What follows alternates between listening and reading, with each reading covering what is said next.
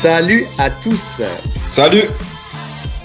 Bon, bienvenue sur Tatami Connexion, votre podcast préféré après les autres. Je suis Jarod, il est Rolly et on est là pour vous faire le premier épisode de l'année 2025. On a pris 2 semaines de vacances histoire de recharger un peu les batteries, puis on avait, toi et moi, des choses à faire personnellement de notre côté, donc c'était très bien comme ça. J'espère qu'on vous a pas trop manqué ou beaucoup manqué, je ne sais pas, ça dépend. En tout cas, on revient en ce début d'année avec un premier épisode d'actu, avec le Restons Connectés numéro 70. On revient en plus avec un chiffre rond pour cette nouvelle année. On va parler de pas mal de choses, on va parler beaucoup de classements, de financiers, on va parler de Khabib Nurmagomedov, on va parler d'Adesanya, on va parler de pas mal de choses, un peu de grappling aussi à la fin avec le Fury Pro. Donc voilà, restez jusqu'au bout, surtout si vous aimez le grappling. C'est corrélé en plus avec la MMA parce que voilà, il y a des combattants de l'UFC qui ont combattu sur cet événement-là, donc ça c'est plutôt cool. Avant de commencer, on va vous faire part aussi, cette nouvelle année 2025 est sous l'égide d'une nouvelle collab, d'un partenariat avec le site Import Fight qui nous a contacté donc pour justement faire une collab avec eux et on leur remercie. Ça veut dire qu'il nous fait confiance. C'est un site qui vend des vêtements qui ne sont pas encore des marques. Il n'y a pas que des vêtements. Il y a des vêtements, il y a des protections, il y a des gants, il y a pas mal de choses sur des marques comme Corner par exemple. Vous voyez ce petit t-shirt. Voilà, qui est celui que Rolly, qui je vais donner à Rolly justement, qui a été envoyé. Le mien, il était au lavage. Donc la prochaine fois, on fera le prochain podcast avec notre tenue Corner. Donc voilà, des marques qui ne sont pas vendues en France, mais qui sont très utilisées à l'étranger. Par exemple, la marque Corner, elle sponsorise Pereira, elle sponsorise Anthony Pettis. comment il s'appelle comment t'as dit? Pettis. Anthony Pettis, exactement, Belal Mohamed, donc on a partagé quelques stories sur l'Instagram du club récemment, si vous les avez vues. Donc voilà, merci à eux de nous faire confiance et donc n'hésitez pas si vous voulez du matériel de qualité que personne n'aura, si vous voulez vous démarquer un petit peu avec. C'est ça, Ah c'est oui. surtout que c'est original, tu vois. C'est un peu relou d'acheter un rash guard. Déjà, c'est cher en général les rash guards. Là, c'est pas plus cher que ce qui se fait en France, hein. C'est dans la même tranche Oui. tarifaire. Et puis surtout, ça te démarque un peu des autres. C'est toujours Oui, agréable. c'est ça.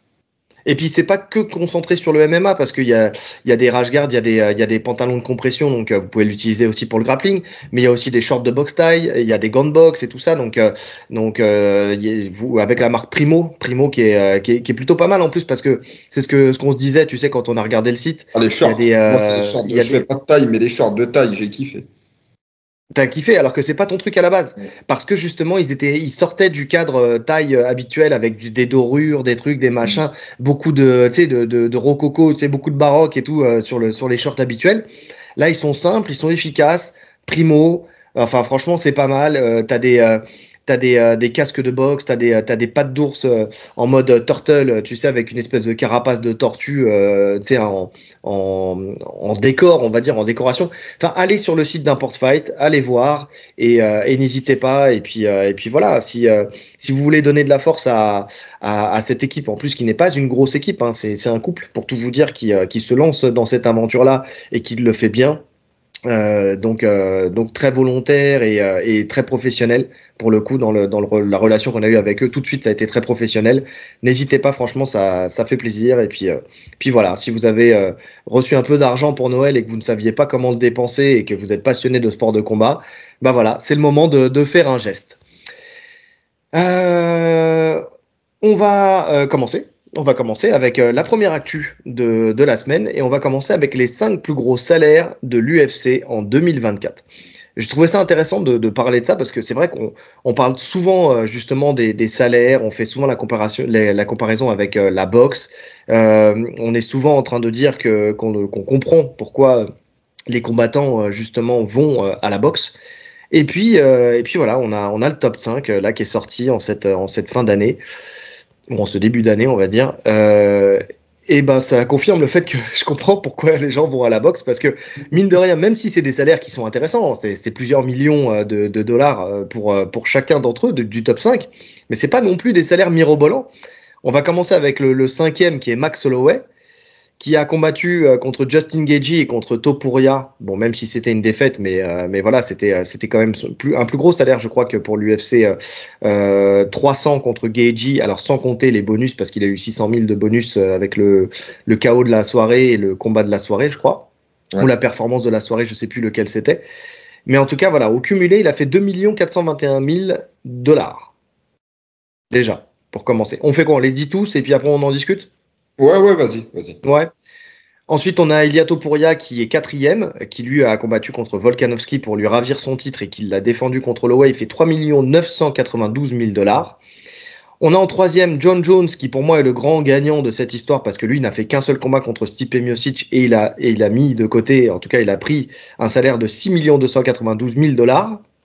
En 2e, on a Sean O'Malley qui a combattu contre Marlon Vera et qui a perdu sa ceinture contre Merab Dvalishvili, qui a fait 4 millions. Ah mais attends, mais c'est moins, je comprends pas. 4 142 000 $. Me serais-je trompé?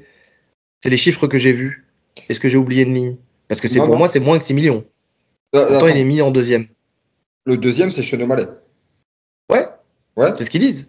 Oui, sauf qu'il fait 4 142 000 $, alors que John Jones, il en fait 6 292 000. Non, mais parce que là, tu parles dans cette histoire. Premier combat, c'est sur un combat qu'il a fait ça. Il a fait 2 combats à Sean O'Malley. Ouais, et alors j'ai mal pris le chiffre. Tu as le chiffre? J'ai mal compté? J'avoue que c'était pas très. Tu sais, comme il y avait pas tout. Attends. Je vais te le trouver, le chiffre. Je suis dessus, là. Ouais, vas-y, pendant que tu continues. Et le premier, c'est Alex Pereira, qui a, lui, combattu contre Hill, contre Prochaska et contre Rountree, et qui a cumulé 9 526 000 $. Ce qui est marrant, c'est que ça correspond plutôt bien avec ceux qui sont les meilleurs vendeurs de l'UFC en 2024, parce que Pereira est premier, Holloway deuxième, Poirier, alors qu'il n'est pas dans ce classement, mais c'est le 3e meilleur vendeur, O'Malley est 4e et John Jones 5e. Alors je ne sais pas si dans ce classement, il n'y avait pas les chiffres et ce qu'ils cumulent, en fait, ce qu'ils ont rapporté par combat, tu vois, ou si c'est sur un combat, tu vois ce que je veux dire, mais ou si c'est ce qu'ils ont apporté, en fait, les meilleurs vendeurs, ce qu'ils ont apporté, c'est-à-dire Pereira avec ses 3 combats, Holloway avec ses 2 combats, Poirier, il a fait combien de combats en 2024? Il en a fait 1 ou il en a fait 2? Je sais plus. Je sais plus combien il a fait. Déjà, j'ai O'Malley. O'Malley, tu t'avais dit 4 millions, c'est ça? 4 142 000. 142 000. Ouais. Ça, c'est uniquement sur sa défense de titre contre Merab. D'accord, donc il y a l'autre avant. Premier combat contre Marlon Vera, en tout, il prend 2 317 000. Ouais, donc il est à 6 millions, quoi. Il a 6 millions et quelques. Ok, il a un petit peu plus que Jones en 2 combats. Voilà, c'est ça, exactement. Ouais, c'est bien ça. Non, j'ai pas tilté hier quand j'ai pris mes notes hier soir, mais c'est vrai que là, maintenant que je les relis, ça m'a marqué. J'ai zappé une ligne. Bref, en tout cas, voilà, un peu plus de 6 millions de $. Écoute, c'est pas énorme. Bah mais c'est pas nouveau. Non, c'est pas nouveau, mais c'est pas énorme. C'est-à-dire que tu vois, parce que tu vois, je pense à Pereira. Pereira, on disait que justement, tu vois, c'est le plus gros vendeur de l'UFC en 2024. C'est la nouvelle superstar de l'UFC. Et pourtant, il fait, alors si tu divises, hein, il fait 3 millions par combat, quoi. Ce qui est énorme pour l'UFC. Hein. Attends. Quand on dit que c'est le plus gros vendeur, voilà, je regarde parce qu'il y a le détail de chaque combat, tu vois. Par exemple, sur son 2e combat contre Jiri, en pay-per-view, il prend que 200 000. Hein. Ce qui est très faible, 200 000.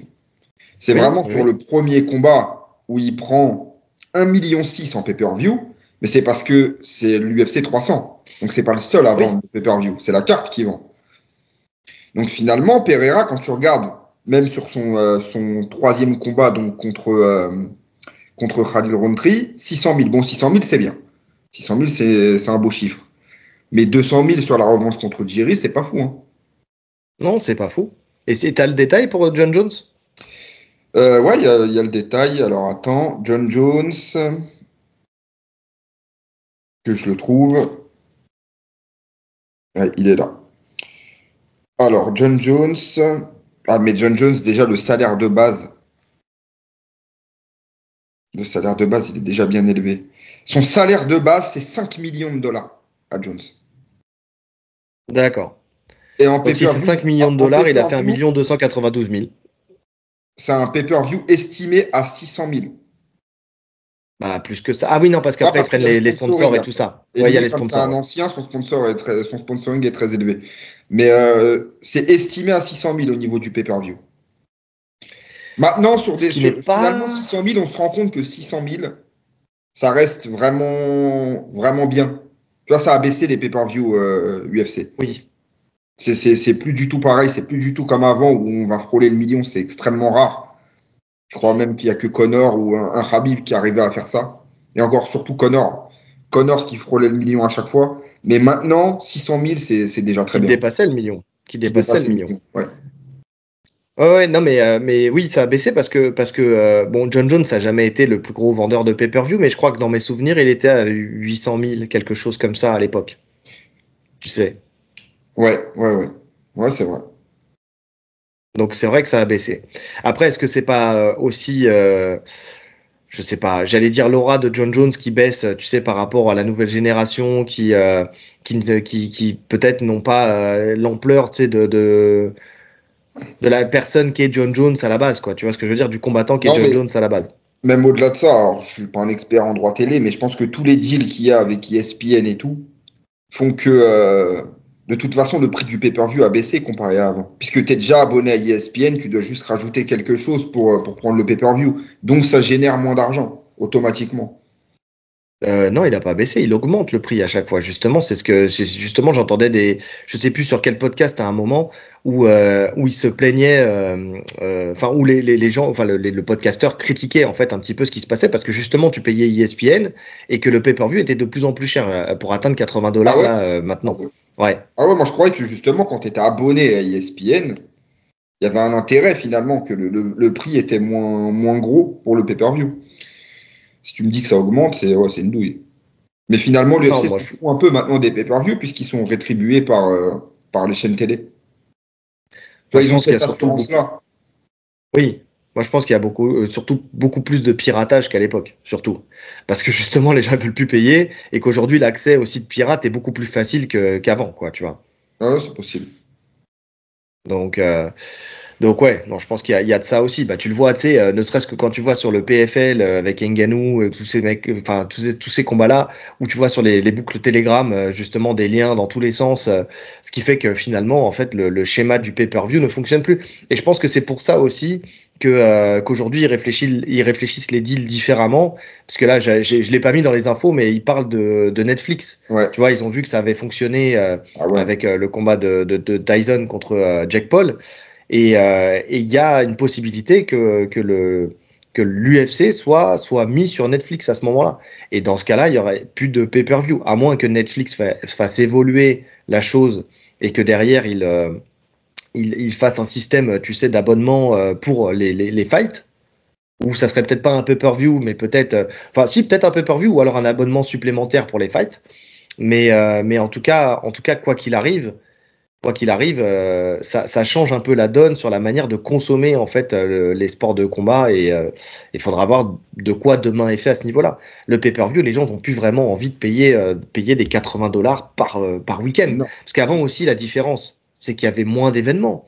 Aujourd'hui, tu as beaucoup plus d'événements. Donc ça veut dire. Alors tout n'est pas soumis à pay-per-view. Non, parce qu'un événement pay-per-view, c'est un par mois environ. C'est un UFC numéroté. Ouais, mais je crois qu'avant, il n'y avait même pas autant, quoi. Et même ça, je crois qu'il n'y en avait pas autant à l'époque. Ouais, franchement, de mémoire, j'ai pu. C'est vrai que c'était assez espacé. Mais dans tous les cas, c'est beaucoup trop cher. $80, c'est énorme. Tu te rends compte? Nous, on ne paierait pas ça. Ah non, mais là, ça, c'est sûr et certain. Ça, c'est sûr et certain qu'en France, c'est impossible. Nous, c'est pas notre culture. On paye pour rien, mec. Donc oui, non, c'est vrai.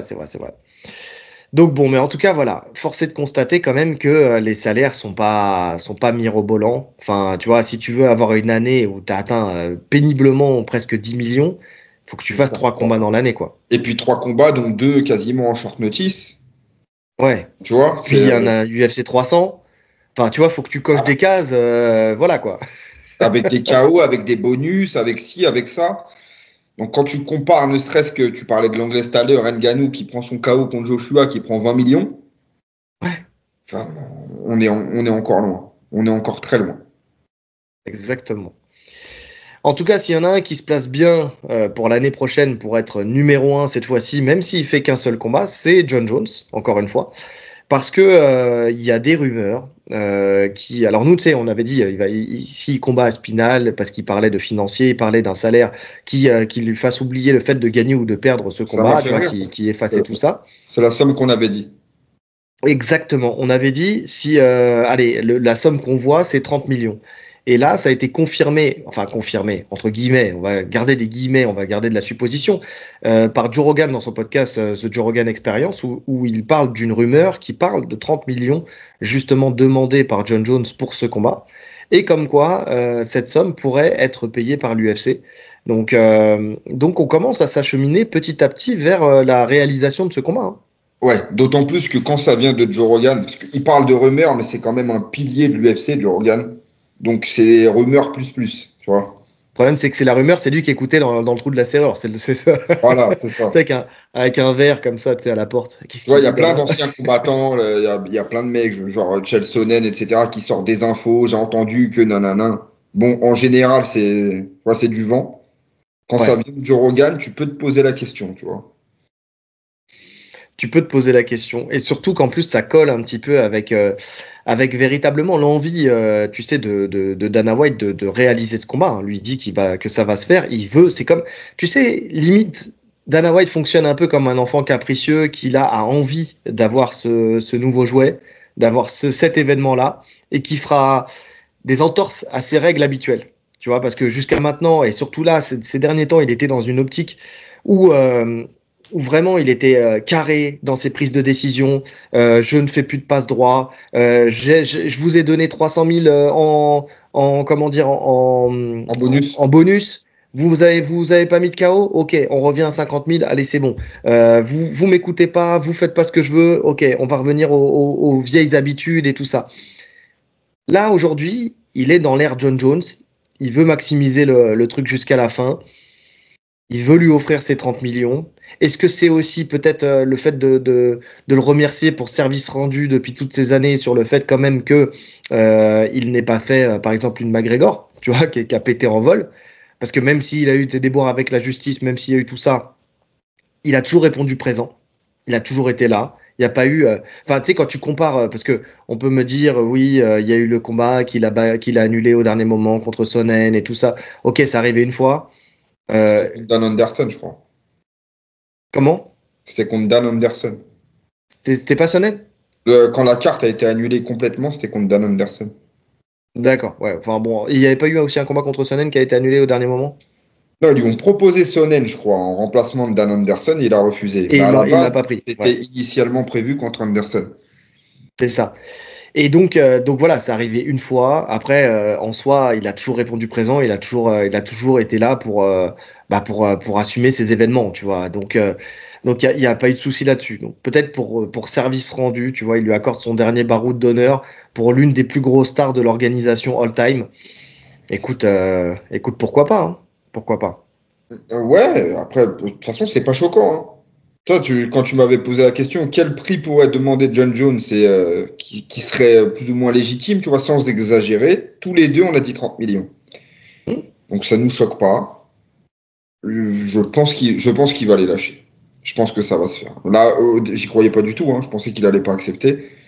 Mais si financièrement il obtient ce qu'il veut, il va le faire.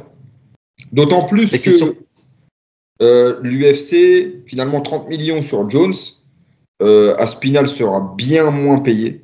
Voilà, c'est ce que j'allais dire. On n'est pas à l'époque de Ngannou Jones où les deux demandaient une grosse somme. Mais en fait, c'était logique. C'était Ngannou le champion. Le champion ne peut pas toucher moins que l'autre. Là, la situation fait que Jones est le champion. Aspinall intérimaire, mais bon, intérimaire pour l'UFC, on sait très bien ce que ça veut dire. En plus, selon le profil, là, Aspinall, on voit comment il le traite. Ça veut dire que tu es champion de rien du tout, en fait, intérimaire. Donc, ils vont lui donner un salaire comme un million. Ouais, un challenger, un million. Quoi. 1 million. Ouais. Non, mais peut-être un challenger plus, tu vois. Un bon million, tu vois, quelque chose comme ça. Million, ouais, 1 million, 1 million 100, 1 million 2. l'état d'esprit d'Aspinal n'est pas la même aussi que Ngannou. Ngannou, on sait qu'au niveau de l'âge, il est en fin de carrière. Là, il pense à rentabiliser le plus possible. Aspinal, il est au début de sa carrière. Il est au tout début. Il est tout jeune. Il a beaucoup de temps devant lui. Donc, on l'avait dit, peu importe le salaire, Aspinal, il prend Jones. Moi, j'en suis certain.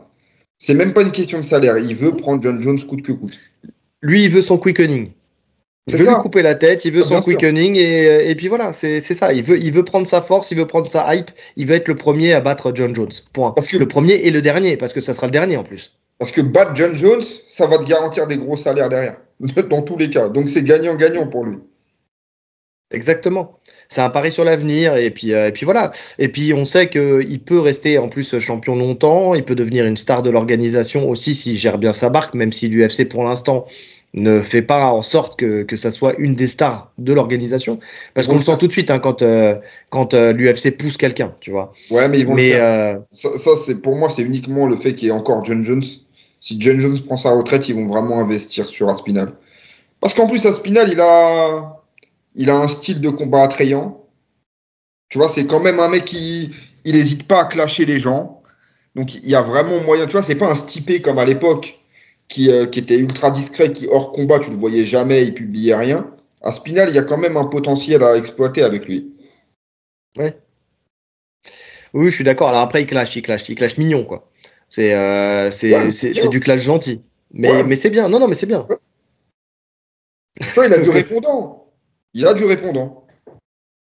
Non, c'est vrai qu'il a du répondant.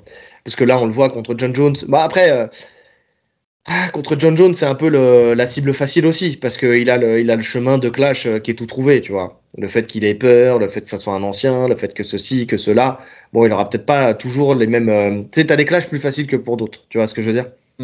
Pour certaines personnes. T'as des angles d'attaque que tu n'as pas toujours ailleurs. T'as des gens que tu arrives à prendre ou pas. Tu vois, par exemple, Conor, qui arrivait très bien à trouver des angles d'attaque. Quand il s'est retrouvé face à Khabib, il s'est rendu compte que les angles, en fait, ils étaient moins faciles. C'était des angles qui étaient dégueulasses, quoi. Tu vois ce que je veux dire? Donc bon, c'était compliqué. Même contre Poirier, tu sais, tu sentais que c'était un peu poussif. Contre Poirier, c'était poussif. Contre Cerrone, il n'y avait carrément pas de clash, puisqu'il n'y avait rien à dire. Ouais. Donc, ouais. Ouais, non, mais c'est pour ça. C'est pour ça. Donc c'est bien. Pour 2025, tu sais, j'avais complètement oublié quand on a fait nos awards. L'année dernière, on avait fait les combats qu'on attendait le plus, tu sais, pour l'année d'après, pour 2024. Donc c'était les awards 2023 pour l'année 2024. Là, si j'avais dû mettre un combat que j'attendais pour cette année, ça serait clairement, il y aurait celui-là dans ma liste. Ouais. Bah, moi, honnêtement, je l'attendais pas parce que j'y croyais pas du tout. Et visiblement, ça se concrétise. Donc, de toute façon, je t'avais dit, moi, je vois Spinal le battre facilement. Mais le fait qu'il accepte, Jones, c'est qu'il a une solution. C'est ça qui fout le doute. Exactement. Non, mais moi, c'est ça. Moi, je te dis, je suis pas comme toi depuis le début. Vraiment, moi, je croyais en ce combat-là parce que, tu sais, tous ceux qui disent oui, il a peur, il évite et ceci et cela, non, il n'a pas peur, il évite pas. C'est juste qu'il faut une contrepartie derrière qui soit à la hauteur de la personne qui est John Jones. Point, c'est tout. Faut juste se refaire le film. Tu vois, j'écoutais Mandal hier. Justement, il faisait la tier list des meilleurs strikers de l'UFC. Tu l'as pas fini, mais tu as écouté, tu vois, un petit peu. Tu vois, tu as des personnes comme José Aldo enfin, tu vois, dans le niveau de boxe, où ils vont pas le mettre au niveau qu'il est, parce que genre là, sur ces 2 derniers combats, tu vois ce que je veux dire? Sur ces 2 derniers combats, il a pas fait un truc extraordinaire. Ou alors, Max Holloway, non, il est pas phénoménal parce qu'il s'est fait mettre KO pour tout pour rien. Ok, mais c'est quoi sa carrière avant? Tu vois, ne soyons pas toujours dans la culture de l'instant. Il faut aussi voir ce qui s'est passé avant. Il faut connaître. En fait, c'est comme pour tout. Vous suivez quelque chose, suivez la culture de cette chose et connaissez l'historique de la chose. Essayez de vous intéresser, de ne pas rester là le nez dans le guidon à ce qui se passe aujourd'hui. Essayez de regarder des combats de ce qui se passait avant. Quand vous voyez un combattant aujourd'hui, essayez de vous intéresser un peu à sa carrière. Si vous avez l'UFC Fight Pass, c'est très facile. Mais vraiment, et puis même maintenant sur YouTube, il y a plein de combats, tu sais, à l'ancienne. Suivez un peu l'historique de ces combattants. Intéressez-vous à l'histoire de la discipline. Enfin, il n'y a que comme ça que vous pourrez avoir des idées claires et avoir une vision claire de justement de ce qu'est la personne et pourquoi on en arrive là en fait. Parce que on peut pas comprendre le positionnement de John Jones aujourd'hui si on n'a pas l'historique derrière, si on ne sait pas ce qu'il a fait pour l'organisation et pour la discipline avant, tu vois. Donc il faut juste être conscient de ça et de se dire ok, aujourd'hui quel intérêt il a à affronter Aspinall si derrière il n'y a pas quelque chose qui est à la hauteur de ce risque-là. Parce que le mec il a 38 ans ou 39, je sais plus quel âge il a, et qu'aujourd'hui Aspinall il est en pleine bourre, il est au début de sa carrière et voilà, il y a beaucoup à perdre. Il y a beaucoup à perdre, donc il faut qu'il y ait quelque chose en compensation derrière. Et puis surtout, si c'est son dernier combat, eh, au lieu d'aller faire un combat de boxe anglaise, on ne sait pas où, contre je sais pas qui, pour essayer de choper un gros billet, moi je préfère que l'UFC accorde 30 millions pour un dernier combat à John Jones et qu'il n'ait pas besoin d'aller boxer en anglaise. Tu vois, par exemple. Ouais. Non, c'est clair. Et puis en plus de ça, moi je suis pas, tu sais, comme certains qui sont dithyrambiques en entendant dire que John Jones va perdre forcément ce combat. Attendons de voir. Je dis pas qu'il va gagner. J'ai dit on attend. Parce que John Jones, il nous a montré qu'il était capable de déjouer n'importe quel plan. Ça reste le GOAT. Même si tu mets de côté le côté, oui, il s'est drogué, machin, il s'est dopé à une époque où tout le monde était dopé. Et encore aujourd'hui, il y en a encore beaucoup qui se dopent parce que tout le monde n'est pas sur la même enseigne. On l'a déjà dit. Hein. Quand tu es dans le fin fond d'un pays où le USADA ne vient pas, on vient pas te chercher. Quand tu es aux États-Unis, on vient te chercher. Donc, il y a encore des gens qui se dopent aujourd'hui qui font des cures. On va pas se mentir. Et donc, il faut pas prendre ça en ligne de compte. Après, qu'on prenne le côté extra sportif, ok. Mais d'un point de vue sportif, c'est le GOAT de l'UFC. C'est le GOAT, c'est même un des GOAT du MMA.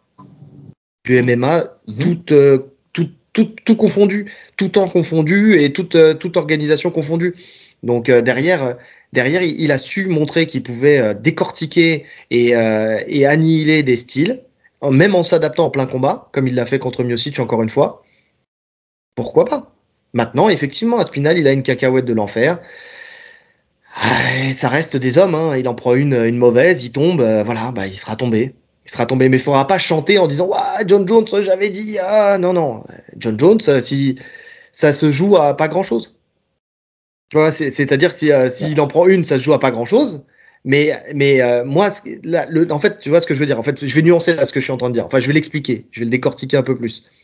Si Aspinall, il fait ne serait-ce que 2-3 rounds, pas forcément aller jusqu'au bout et qu'il le met KO, mais 2-3 rounds où il annihile John Jones, où tu vois un John Jones qui est là, qui s'est fait rouler dessus, qui s'est fait amener au sol, qui s'est fait outstriker, là je dis ok, respect à Spinal. Par contre, si dès le début du combat, il y a une patate qui passe, boum, le mec il tombe, oui, bon ok, d'accord, il l'a mis KO, mais bon, c'est comme ça, c'est un fait de match. C'est un fait de match. Tu vois, c'est juste qu'il a le KO power, il est tombé, il est tombé. Maintenant, s'il arrive et qu'il lui roule dessus, là je dirais ok, respect. Ça resterait une victoire. Hein. T'as vu, c'est le genre de combat où quand ça commence, t'as les mains moites. Ah, t'as le moment moite, le cœur qui bat et tu retires le plaid parce que t'as chaud. Donc, non, c'est clair. C'est clair. Donc, ouais, non, moi, je veux voir ce combat-là, c'est sûr et certain. Je veux voir ce combat-là. Et merci à l'UFC en tout cas pour l'instant, d'être dans les conditions pour nous le mettre, pour nous le mettre en place. Maintenant, quand est-ce que ça se fera, où ça se fera, on verra ça. On verra ça. Ouais. En tout cas, je préfère voir ce combat-là que le prochain dont on va parler. Parce que le prochain dont on va parler, je vois où tu vas. Et qui va rapporter beaucoup plus d'argent, bien plus d'argent, c'est celui de Conor McGregor contre Logan Paul, dont les rumeurs parlent aujourd'hui de 500 millions de dollars pour les deux, enfin pour les deux, pour le combat, avec une séparation 50-50 pour chacun, donc 250 millions de dollars pour chacun. C'est la somme folle qui est annoncée pour cet événement qui aura lieu en avril normalement. Hein. Il pourrait avoir lieu, c'est pas encore déterminé à 100%, mais en avril 2025 à Mumbai, en Inde. Donc ça, je trouve ça honteux.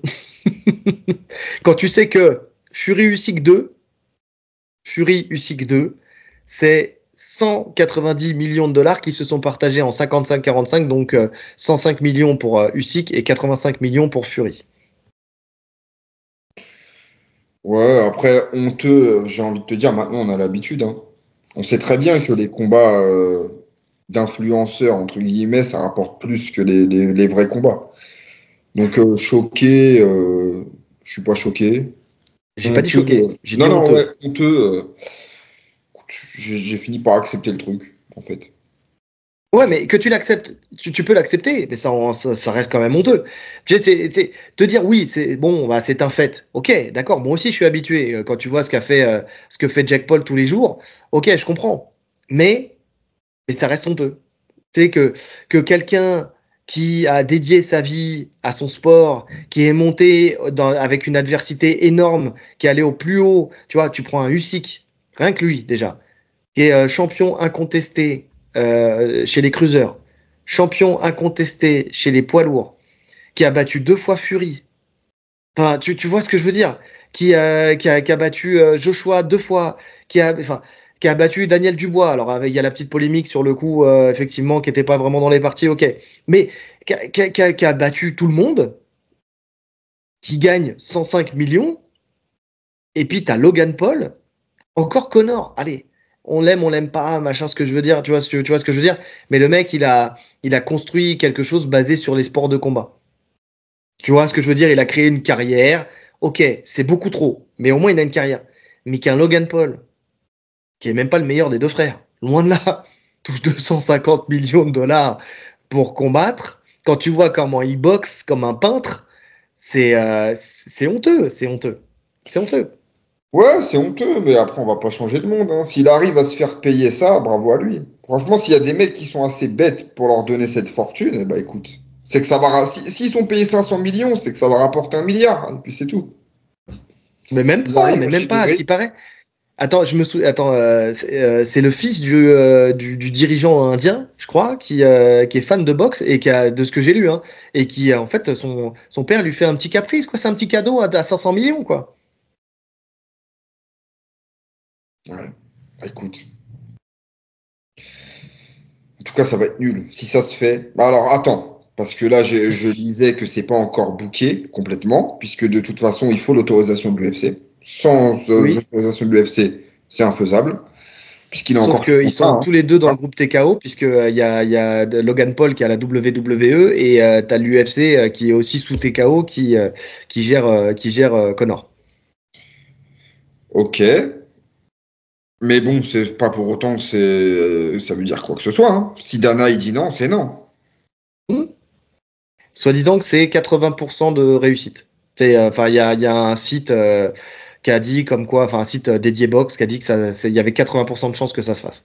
Maintenant, ce combat, Ce qui dans est quand tous même les pas cas, mal. ce combat, il fait vraiment les affaires de Connor. Hein. Avec tous ses déboires, tous les partenaires qu'il a perdus, prendre 250 millions, je pense que il s'y attendait pas du tout. Tu vois, là, il saute sur l'occasion parce que c'est peut-être la dernière fois qu'il prendra une telle somme. Donc, ce combat, il va être nul. Ce combat, il va être nul. Je me rappelle du dernier combat de. En plus, c'est drôle parce que c'est lui qui fait les combats les plus lucratifs, alors que c'est lui le plus nul parce qu'il avait affronté Mayweather. Et Mais- Weather, une purge. Ah ouais, mais horrible, dégueulasse, dégueulasse. Donc là, ça va être pareil, encore pire Et même. imagine, il gagne. Imagine, il gagne. Imagine, il met Retraite, KO Connor. retraite. Hein. Mais en plus, je me rappelle de son combat contre Mayweather. Tu sais, sur les premiers rounds en tout cas. J'avais vu des séquences highlight où tu sais, il avance en crochet, crochet, crochet. Il fait n'importe quoi. Il fait n'importe quoi, mais ça reste un mec puissant, un mec quand même physique qui s'entraîne. Un mec Faut qui pas fait les 90 prendre. kilos, ouais, je crois. Ouais, faut Ouais. pas les prendre. Connor, on sait pas où il en est. Mais tiens, mais vas-y, qu'il le mette KO. Ça Connor donnerait un finisse une bonne fois attrait. pour toutes. Ouais, vas-y, ça donnerait un attrait à cette supercherie. Oh là là. Putain, grandeur et décadence. Tu vois, c'est si s'il y avait, tu sais, dans le dictionnaire des citations grandeur et décadence, une photo, tu vois, ça serait Connor qui serait dessus, quoi. Je me demande. si ça ferait pas de ce combat le plus cher de l'histoire, 500 millions de dollars. Je pense, c'est possible. S'il y a des experts parmi vous qui peuvent nous donner cette réponse, oui, pourquoi pas. Mais c'est fort possible quand tu... De mémoire, hein. De mémoire, je ne vais pas dire n'importe quoi, mais je crois que la plus grosse bourse que prend Mayweather, c'est aux alentours de 200 millions, quelque chose comme ça. Peut-être 300 millions même. Il me semble qu'il prend 300 millions. Je ne sais plus sur quel combat. Mais donc son adversaire prend moins, puisque c'est une question de pourcentage. Ouais, à mon avis, en tout cas, ça ferait partie du top 3 des combats les plus chers de l'histoire, c'est sûr. Attends, je vais te dire ça, je suis sur un site là. Le premier, c'est Floyd Mayweather contre Conor McGregor, déjà. Combien ? Déjà, c'était déjà lui. Si cet affrontement était finalement décevant pour le grand public, le compte de... Alors... Ah non. Le compte en banque de monnaie avait le sourire avec un gars de 280 millions de dollars. Mais il parle que de Mayweather. Il avait pris combien ? Il avait pris 160, je crois. Un truc dans le genre. Ouais. Ouais, donc c'est moins. Ouais. Alors, Mayweather a gagné plus, lui, en tant que boxeur, puisque là, on est à 250. Mais en tout cas, le combat qui est avec le plus d'argent, effectivement, ça serait celui-là. Mais tu te rends compte, c'était déjà Conor. Ouais, c'est ouf, hein. Ouais. Mais c'est bizarre, ils mettent pas le... Tu cherches quoi ? Contre Manny Pacquiao, c'était 250. Ouais, c'était moins contre Pacquiao, mais c'était déjà beaucoup. Ouais, là, il parle des salaires, en fait. Il parle pas des plus lucratifs, tu vois.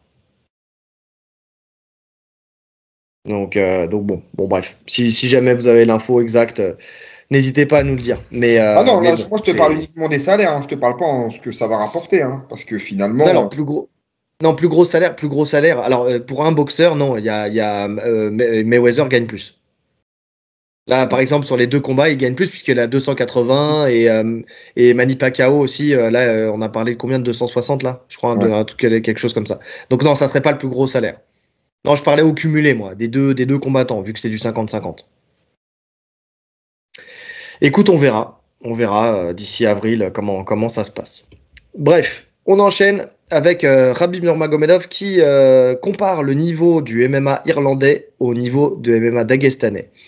Il dit, vous pouvez dire ce que vous voulez, mais si nous parlons de fait, vous ne pouvez pas comparer les combattants irlandais avec les combattants du Daghestan. Nous dominons le MMA amateur, et c'est loin d'être le cas, non seulement par rapport aux combattants irlandais, mais aussi par rapport au reste du monde. Je suis absolument certain que si nous organisons un match équipe par équipe, le Daghestan battrait une équipe de MMA mondiale amateur. J'en suis pas persuadé personnellement. En ce qui concerne le MMA professionnel, nous avons des champions, des prétendants et des combattants classés dans toutes les grandes ligues. Montrez-moi des combattants irlandais qui sont actuellement en lice pour un titre dans les 3 principales promotions de MMA. Au mieux, vous pourrez me citer 1 ou 2 combattants. Les faits parlent d'eux-mêmes. Et alors, on fait quoi ? Ouais, Darren Till. On parle déjà des autres et puis après on en discute. Darren Till qui a répondu, il a dit « J'ai toujours beaucoup de respect pour Khabib et son équipe. Ce sont des combattants fantastiques, mais je ne suis pas d'accord avec lui. Quand il dit que les combattants irlandais ne sont pas au niveau, par rapport à la taille du pays et à la production de talent, l'Irlande est très en avance. L'Irlande est tellement petite par rapport à la Russie. L'Irlande a fabriqué des combattants incroyables au fil des années. Je suis impartial car je ne suis ni l'ami ni ami avec l'équipe de Khabib, ni avec l'équipe d'Irlande.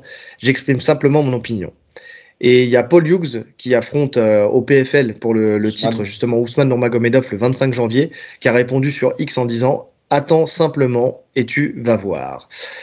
Ça fait parler, ça fait réagir. Une nouvelle sortie de Khabib depuis sa retraite, qui parle beaucoup d'ailleurs depuis qu'il est à la retraite et qui parle beaucoup, toujours, on l'avait déjà dit, hein, mais pour des trucs un peu négatifs. Déjà, le côté communication, enfin, tu sais, toutes les semaines, on pourrait mettre en fait des communications de la team Khabib ou avec Javier Mendes ou avec Khabib ou avec Ali Abdelaziz ou je sais pas quoi, qui pourrait en fait qui annonce que le futur, le grand champion, celui qui va révolutionner, c'est l'élite de l'élite, les goats des goats, c'est des gens de leur équipe. Tu vois, c'est même au-delà du Daghestan, tu vois, c'est des gens de leur équipe, c'est des gens de leur famille, de l'équipe de Khabib, tu vois, que ça soit Oumar, que ça soit Ousmane, que ça soit qui tu veux, ils sont toujours en train de dire que c'est les meilleurs. Alors, à juste titre, on va pas se mentir, les résultats parlent. Maintenant, de là à dire que c'est les meilleurs du monde et que le Daghestan est le pays qui apporte le plus de combattants et qui règne sur le MMA mondial, écoute, je sais pas. Si tu fais une équipe Daghestan, je parle pas de Team Khabib, hein, Daghestan contre le reste du monde, je suis pas persuadé que l'équipe gagne. La Team Khabib est très forte. Là-dessus, il n'y a pas de souci. Je donne mon point de vue déjà. Hein. Elle est très forte et elle est très bien formée. Et ils s'entraînent très dur. Et ils ont des méthodologies visiblement qui fonctionnent très bien pour faire des champions. Maintenant, Dagestanais ne veut pas dire forcément combattant d'élite. Tu sais, c'est comme quand tu vois un nom en off ou en F en grappling où tu dis, wow, les mecs, ils vont être super chauds. Puis finalement, force est de constater que oui, souvent, il y a, et pas toujours, il y a une bonne lutte, mais qu'au sol, même si ça s'améliore, c'est pas toujours le cas. Tu vois, c'est pas toujours des combattants d'élite. Tu le vois au One, par exemple. Tu vois, quand tu vois des mecs du jiu-jitsu brésilien et tu vois qui affrontent des gens du Daghestan, bah, la victoire elle va du côté de l'élite du jiu-jitsu brésilien qui est américaine, qui est brésilienne et qui est pas daghestanaise. Tu vois, par exemple. Mmh. Ouais. Ouais. Alors déjà pour revenir sur leurs propos de pas que de Khabib mais de toute l'équipe. Tu parles de Javier Mendez et tout.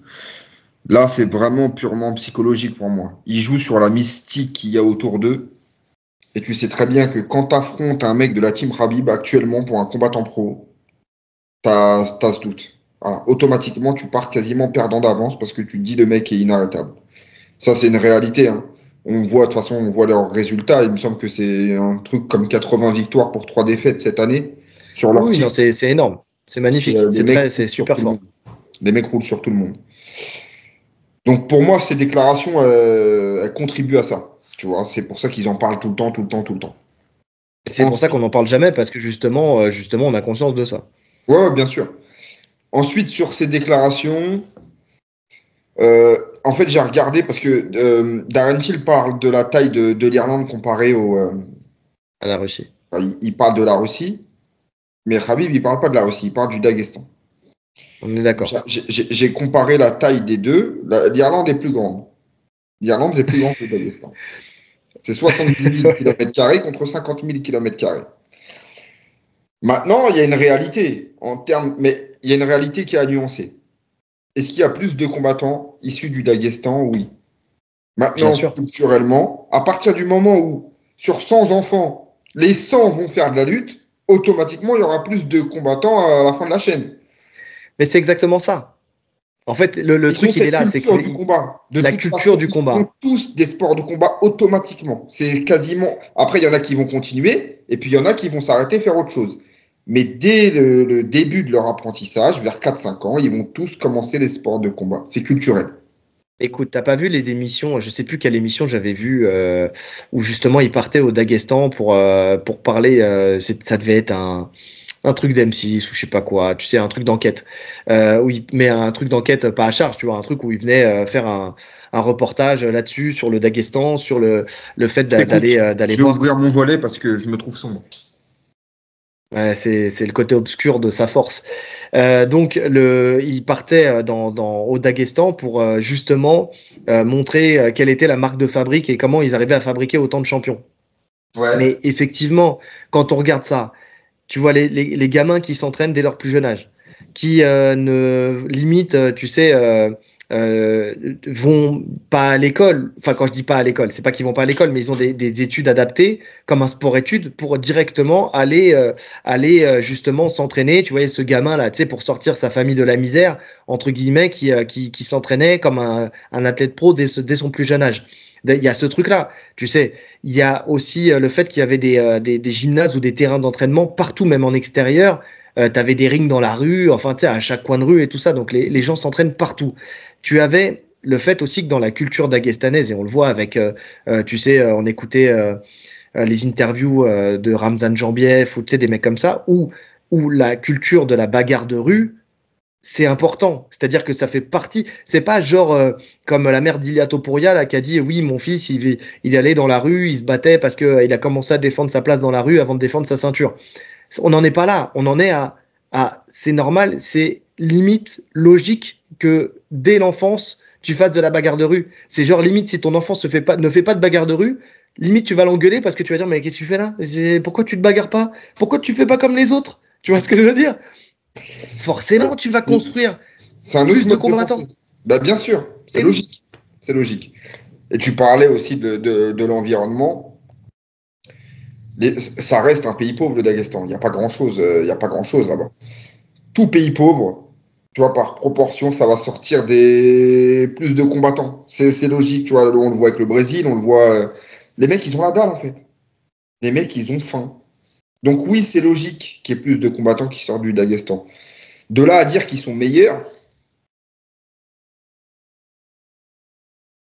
je parle du très haut niveau, bah, en termes de nombre, oui. Maintenant, on peut pas faire de généralité. On peut pas faire de généralité. Maintenant, s'il parle uniquement du nombre, oui.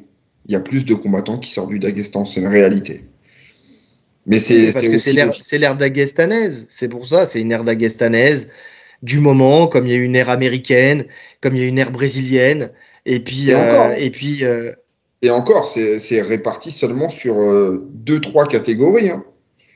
On parle d'art daghestanaise, mais en tout cas, je parle sur le marché américain parce qu'il y a tout aussi, il y a tout un tas d'organisations en Russie. Tu vois, il y a des mecs qui ne sortiront jamais de Russie. Mais sur le marché américain, tu vois que passer 77 kilos, finalement, c'est très rare les Dagestanais. Oui, je suis d'accord. Ou même plus bas. En fait, finalement, ils règnent vraiment, vraiment sur la KT lightweight. En tout cas, UFC, PFL, tout ça, c'est lightweight et welter. C'est vraiment leurs 2 KT, tu vois.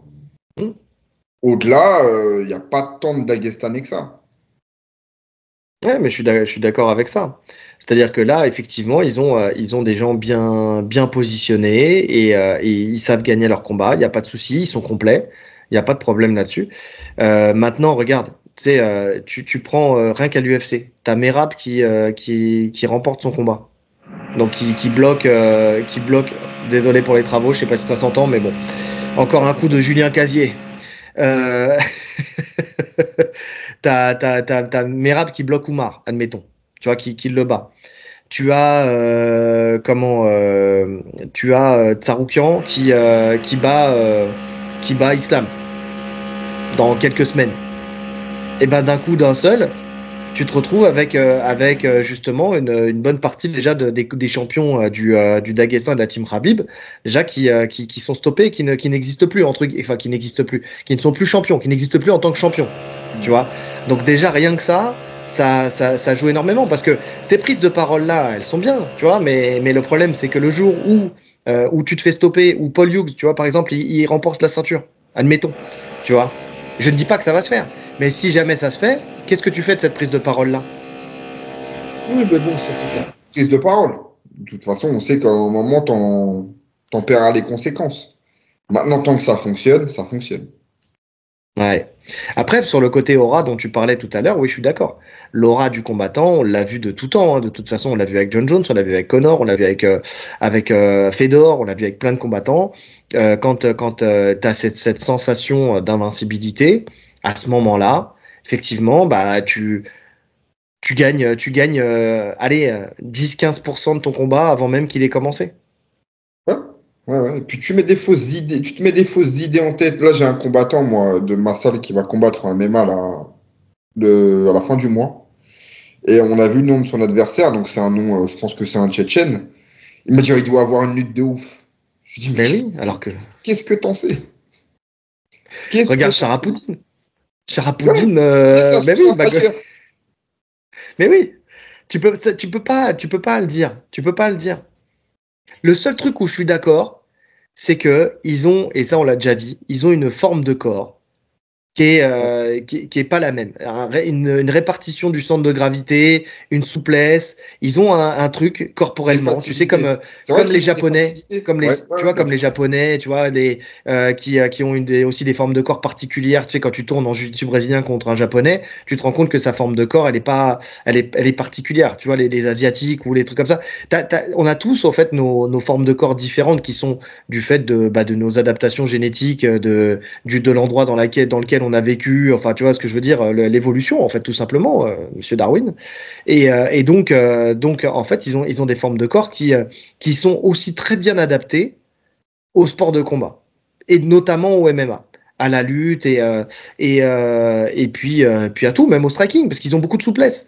Donc oui ils sont très bien adaptés au sport de combat. Ouais. Ouais. En tout cas. Bah écoute, moi, ce combat, du coup, je pensais pas forcément le regarder, mais ça m'a donné envie de le regarder. Tu vois, comme quoi ça sert de parler. Parce que j'ai envie de voir le combat Paul Hughes contre Ousmane Nurmagomedov. Mm-hmm. Tu vois, c'est pas inutile. Hein. Il sait ce qu'il fait, il sait ce qu'il fait. Finalement, Khabib, au-delà d'être entraîneur, c'est devenu un peu le manager aussi de toute l'équipe. Hein. Il a ce rôle-là de manager de toute l'équipe. C'est un peu lui qui décide qui va affronter qui. Je pense, ouais, il a autant d'influence qu'un Ali Abdelaziz au sein de son équipe, c'est sûr et certain. Et même au sein des organisations. Il décide de qui va affronter qui, c'est lui qui fait les combats. Aujourd'hui, oui, quand tu vois, quand il avait parlé à Dana White, je sais plus pour quel combat, tu sais, où il avait mis un peu la pression et tout ça. Oui, bien sûr, bien sûr. Il a su se positionner aujourd'hui, effectivement. Parce que lui aussi, il a une aura, tu vois, donc ça joue aussi face au patron d'organisation. Ça, c'est sûr. Maintenant, c'est vrai qu'il prend trop la parole, quoi. Enfin, quand je dis il prend trop la parole, tu vois, quand la dernière fois, ça, on n'en a pas parlé parce qu'on était sur notre période de vacances, mais on en a parlé ou on n'en a pas parlé, je sais plus. Quand il a parlé des combattants qui devaient prendre leur retraite. Je sais plus si on en a parlé pendant le podcast. Ça date. C'était il n'y a pas si longtemps que ça. Non, c'était il n'y a pas si longtemps que ça. Ça date un peu quand même. On en a parlé. Donc ouais, enfin, tu sais, ou quand il parlait de José Aldo, ou quand il parlait. En fait, le truc qui me dérange là maintenant, en ce moment, depuis qu'il a pris sa retraite, c'est que toutes ses prises de parole, elles sont pas bienveillantes. Ouais, je vois ce que tu veux dire. Ouais, non, je comprends. En fait, elles sont pas bienveillantes, c'est surtout qu'en fait, elles sont pas utiles. En fait, pour moi, là, tout ce qu'il fait autour de son équipe, tu vois, quand il parle du Daghestan là, avec l'Irlande et tout, pour moi, ça, c'est utile. Pour moi, ça apporte quelque chose à son équipe. Ça apporte de l'aura, ça va vendre plus le combat, etc. Par contre, les déclarations, c'est vrai, je me rappelle d'une déclaration sur José Aldo, il n'y a aucun intérêt. Il n'y a aucun intérêt. Pourquoi faire, en fait? Ben, c'est ça. Il a rien demandé, le pauvre. Il est là, il monte, enfin, il descendait de KT, puis il a montré qu'il était encore au niveau. Enfin, tu vois, et encore aujourd'hui, il est encore au niveau. C'était vraiment inutile. C'était vraiment ça. Maintenant, oui, après, tu sais, moi, sa déclaration sur l'Irlande et tout ça, je pense que c'est surtout toujours cette rivalité. Moi, c'est comme ça que je l'ai pris, tu sais. Plus que de faire de la com et que ça soit utile ou quoi que ce soit.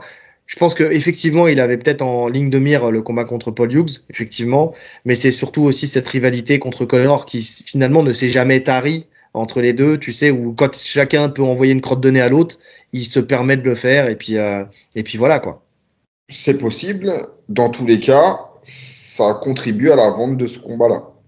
En fait, c'est ce qu'on essaye de faire. Hein. En fait, à chaque fois qu'un Irlandais maintenant va affronter un Dagestanais, et plus particulièrement de la team Khabib, on va être ramené à ce combat-là. Tu vois, il y aura toujours cette revanche, entre guillemets, par intermédiaire. Et c'est un peu le cas là. Donc je pense que ce combat va bien se vendre. Pour le Bellator, c'est un très bon combat. Ouais, je suis d'accord. Je suis d'accord.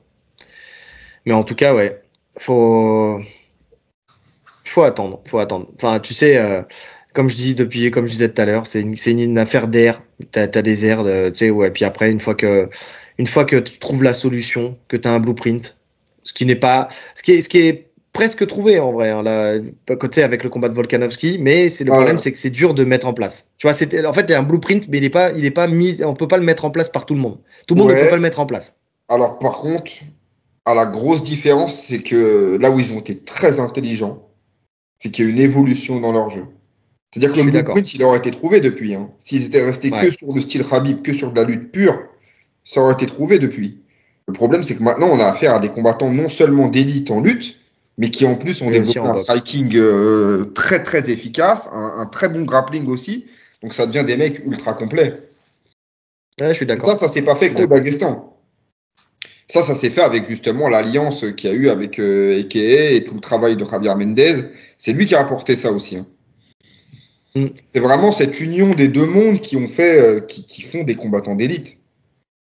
Mais donc, c'est le Daghestan ou c'est américano-dagestanais ou daghestano-américain? C'est un Parce que peu les deux. Hein. finalement, quand tu regardes bien, c'est qu'ils ils ont été chercher ailleurs ce qui leur manquait sur place, quoi. Oui, bien sûr. Bien sûr, pour moi, c'est les deux. C'est vraiment cette union des deux mondes qui font, qui fait le résultat de ces combattants d'exception. Maintenant, leur lutte, qui reste quand même malgré tout pour tous leur gros point fort, c'est une base qu'ils ont acquis dans leur pays. On est d'accord. On est d'accord. Mais tu as d'autres pays qui peuvent apporter cette lutte. Tu vois, notamment, voilà, la Géorgie, enfin, tu vois, t'as des pays, hein, parce que le Daghestan, c'est pas le pays, par exemple, si tu prends la lutte pure, c'est pas le Daghestan qui règne sur la lutte pure, tu vois, aux Non? Jeux Olympiques et tout ça. Ouais, ouais. Donc, c'est une lutte qui est très bien adaptée au MMA. C'est ça aussi la différence, c'est qu'il y a plusieurs styles, des styles de lutte. Et eux, leur lutte pour le MMA actuellement, pour le MMA moderne, elle est parfaite. Ouais, ouais. C'est pour ça, tu vois, que j'aurais tellement voulu voir comme beaucoup, hein, mais le combat contre Georges Saint-Pierre, Khabib contre Georges Saint-Pierre. Ça aurait été très intéressant de voir ça. L'élite un instant T, les deux élites du MMA, enfin de la lutte MMA. Ouais. Ouais, mais c'était pas la même époque. C'était pas la même époque. Ah, mais c'était intéressant. On continue? Ouais. Alors, on continue toujours avec un membre de la team, justement, Rabib Nurmagomedov, avec Oumar, qui s'est blessé, justement, c'était en novembre 2024, il se serait fracturé le bras, donc en prévision de ce combat-là, ça a été annoncé là. Alors, c'est marrant parce qu'il va combattre bientôt, là, dans 2 semaines. Non, c'est la semaine prochaine, d'ailleurs. C'est le Ouais. 12, je crois. Donc, Non. c'est la semaine. Non, c'est le Non, c'est 16. Non, le le 19. 16, le Le 16, 19. 19, le 32. Vous jouerez à l'euro million, c'est le jour. On est mardi.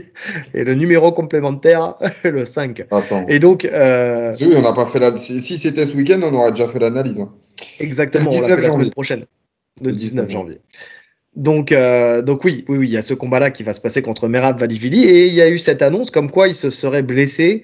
Il dit qu'après avoir été au Daghestan, j'ai donné un coup de poing avec mon bras. Je suis allé voir le médecin, je leur ai montré, ils ont vérifié l'os. J'ai passé une radiographie et ils ont dit que c'était cassé. Après cela, 20 jours plus tard, j'y suis retourné. Même quand c'était cassé, je courais, je voulais rester en forme. J'essayais de faire du shadowboxing et j'ai essayé d'être en forme. Et après 20 jours, j'ai recommencé et c'est devenu beaucoup mieux.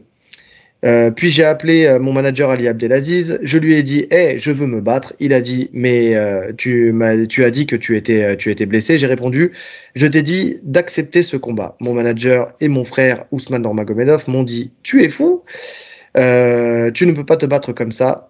Et ils ont dit non.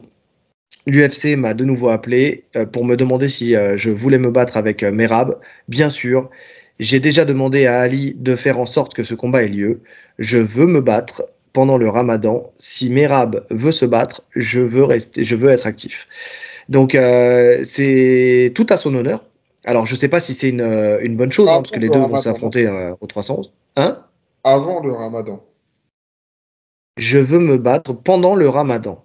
Il a écrit texto noir sur blanc pendant le Ramadan. Donc en fait, de ce que je comprends, il veut se battre là et puis il n'est pas fermé à défendre son titre pendant le Ramadan, tu vois. Et en fait, il dit je veux être actif. Visiblement, ça ne le dérange pas de faire un camp et de se battre pendant le Ramadan. Contrairement à beaucoup de combattants musulmans, ce qui est normal parce que c'est en leur désavantage, parce que bah, voilà, de ne pas s'hydrater et de ne pas manger pendant toute la période de jours, c'est compliqué, surtout que tu risques une blessure. Donc visiblement, lui, ça ne le gêne pas. Ouais, ok. Bon, après, alors là, je reviens juste sur en fait, le truc intéressant de l'info, là, c'est sa blessure. Ouais. Si c'est vrai, c'est relou. Mais maintenant, ça me paraît bizarre quand même de l'annoncer publiquement. Enfin, c'est même complètement con. D'annoncer que tu as eu le bras cassé à 2 mois de ton combat, c'est bizarre. Je comprends pas le move, en Moi non plus, fait. je Mais comprends de pas. l'annoncer même pas à 2 mois du combat. Il l'annonce là. Il a une semaine du combat. Non, Enfin, mais 2 semaines du le combat. bras cassé, c'était fin novembre, c'est ça? Oui, mais il l'annonce, c'est l'info, elle sort maintenant. Ouais, donc ouais, mais c'est à 2 mois de ton combat que tu t'es cassé le bras. C'est ça que je veux dire. Oui, mais tu parlais de l'annonce qui est sortie, en Ouais, fait. Elle ouais, il n'est y a pas aucune sortie il y a deux raison. mois, elle sort maintenant. C'est-à-dire, elle sort à 2 semaines du combat. Alors, est-ce que ils l'ont pas sortie tout de suite parce qu'ils attendaient de voir comment ça allait se passer, enfin, tu sais, la récupération, justement, de ce bras. Parce qu'après, il y a fracture et fracture, hein. Tu sais, ça Voilà, peut être une fissure, ça peut être. la Tu sais, c'est fracture. peut-être pas une grosse fracture non plus, hein. De toute C'est, façon, c'est très simple. Tu as quand même des tests médicaux pour rentrer, pour combattre. oui. Enfin, logiquement, tu pourrais pas combattre. Bon, si, tu pourrais combattre avec un bras cassé. Non, je dis n'importe quoi. Tu pourrais combattre avec une fracture. On ne fait pas une radio avant ton combat, hein. Si tu as une fracture mais que tu la montres pas, enfin que tu arrives à bouger, tu vas combattre, tu vois. Ah, mais attends, c'est le lot de tous les combattants de Ah venir oui, et c'est d'être vrai. blessés avant un Ah non, combat, ça, d'avoir des ligaments, d'avoir des trucs. Bien sûr que si. Ça pose pas de problème. En général, non, oui, c'est vrai, c'est vrai. C'est bête ce que j'ai dit. non, sois pas si dur avec toi. Donc, non, non, mais c'est vrai. Moi, je comprends pas le move. En général, tu sais, les combattants combattent.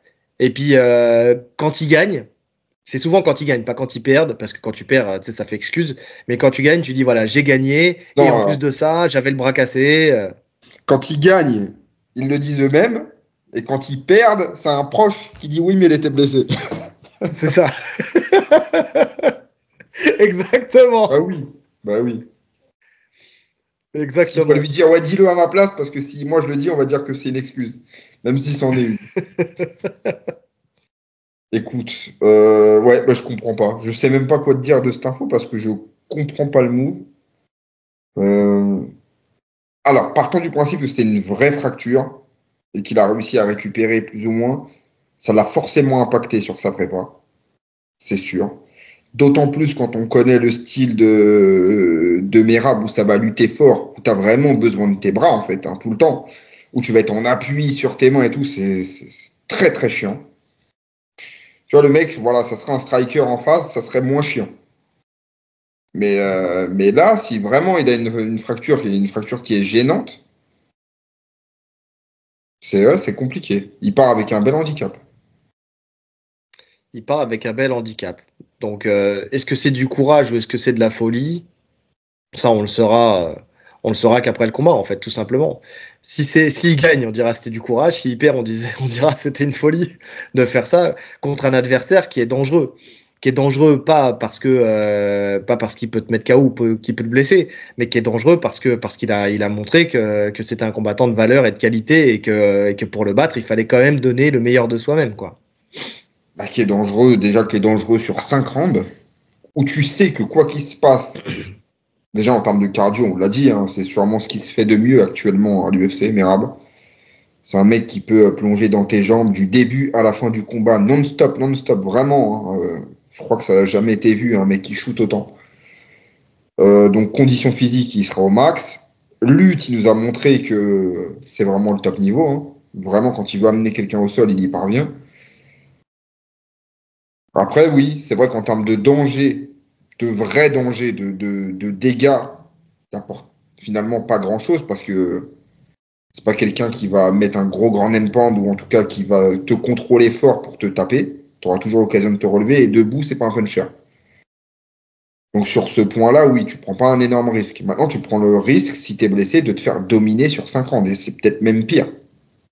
Oui, eh oui. C'est ce que je disais tout à l'heure avec Spinal John Jones, quoi. Tu Ah oui, vois, non, mais c'est c'est. pire. C'est pire. Mais pour tout combattant, moi, même moi, je me rappelle en grappe, tu vois, je préfère me faire soumettre que me prendre 30-0 et que le mec te roule dessus, il te passe la garde 20 fois, il te met de genoux au estomac, il vole au-dessus de toi. Il dit, ah, vas-y, tu tends ton bras, tu dis soumets-moi. Vraiment, mais c'est pire. Soumets-moi, mets un terme à ce carnage, tu sais. Ah non, c'est pire. c'est pire. Donc ouais, se faire dominer sur 5 rounds, laisse tomber. Ouais. Est-ce qu'il n'a pas sorti cette info-là, justement, pour ne pas avoir, tu sais, à demander à quelqu'un de sa team de dire, mais en même temps, j'étais blessé, tu vois. C'est-à-dire que c'est sorti, en même temps, je viens, tout le monde va louer. Tu sais, stratégiquement, c'est pas inintéressant, hein. Tout le monde va louer son courage. Ouais, mais tu sais, pendant tout le combat, tu vas te dire, même s'il se fait rouler dessus, ouais, mais en même temps, il avait un bras cassé au mois de novembre, tu vois. Ouais. Moi, je... Après, attends, on parle du mois de novembre, on n'a pas la date exacte, hein. Ah, il n'y a Tu pas vois la... ce que je veux ouais. dire? Voilà, si c'est 1er novembre, je dis une connerie, hein. Début novembre, 20 jours. 20 jours pour récupérer d'une fracture, si c'est une petite fracture. Allez, on va dire que pourquoi pas, ça se ressoude, une vingtaine de jours. Tu vois, une vingtaine de jours, ça fait quoi? Ça fait presque 3 semaines, tu vois. 3 semaines pour récupérer, c'est pas déconnant en soi. Ça te laisse plus d'un mois de prépa quand même, hein. D'autant plus que, comme il l'a dit, ce qui est vrai, de toute façon, un bras cassé ne t'empêche pas de t'entraîner. Ben Autrement, non. mais tu peux faire quand même pas mal de choses. Notamment sur la condition physique, tu vois. Donc, ce qui est le pilier de tout, en fait, hein. Ce qui est Ben, c'est relou, en ça. fait, quand tu as une grosse coupure, c'est de retrouver après une condition physique. Là, oui, là, tu mets du temps.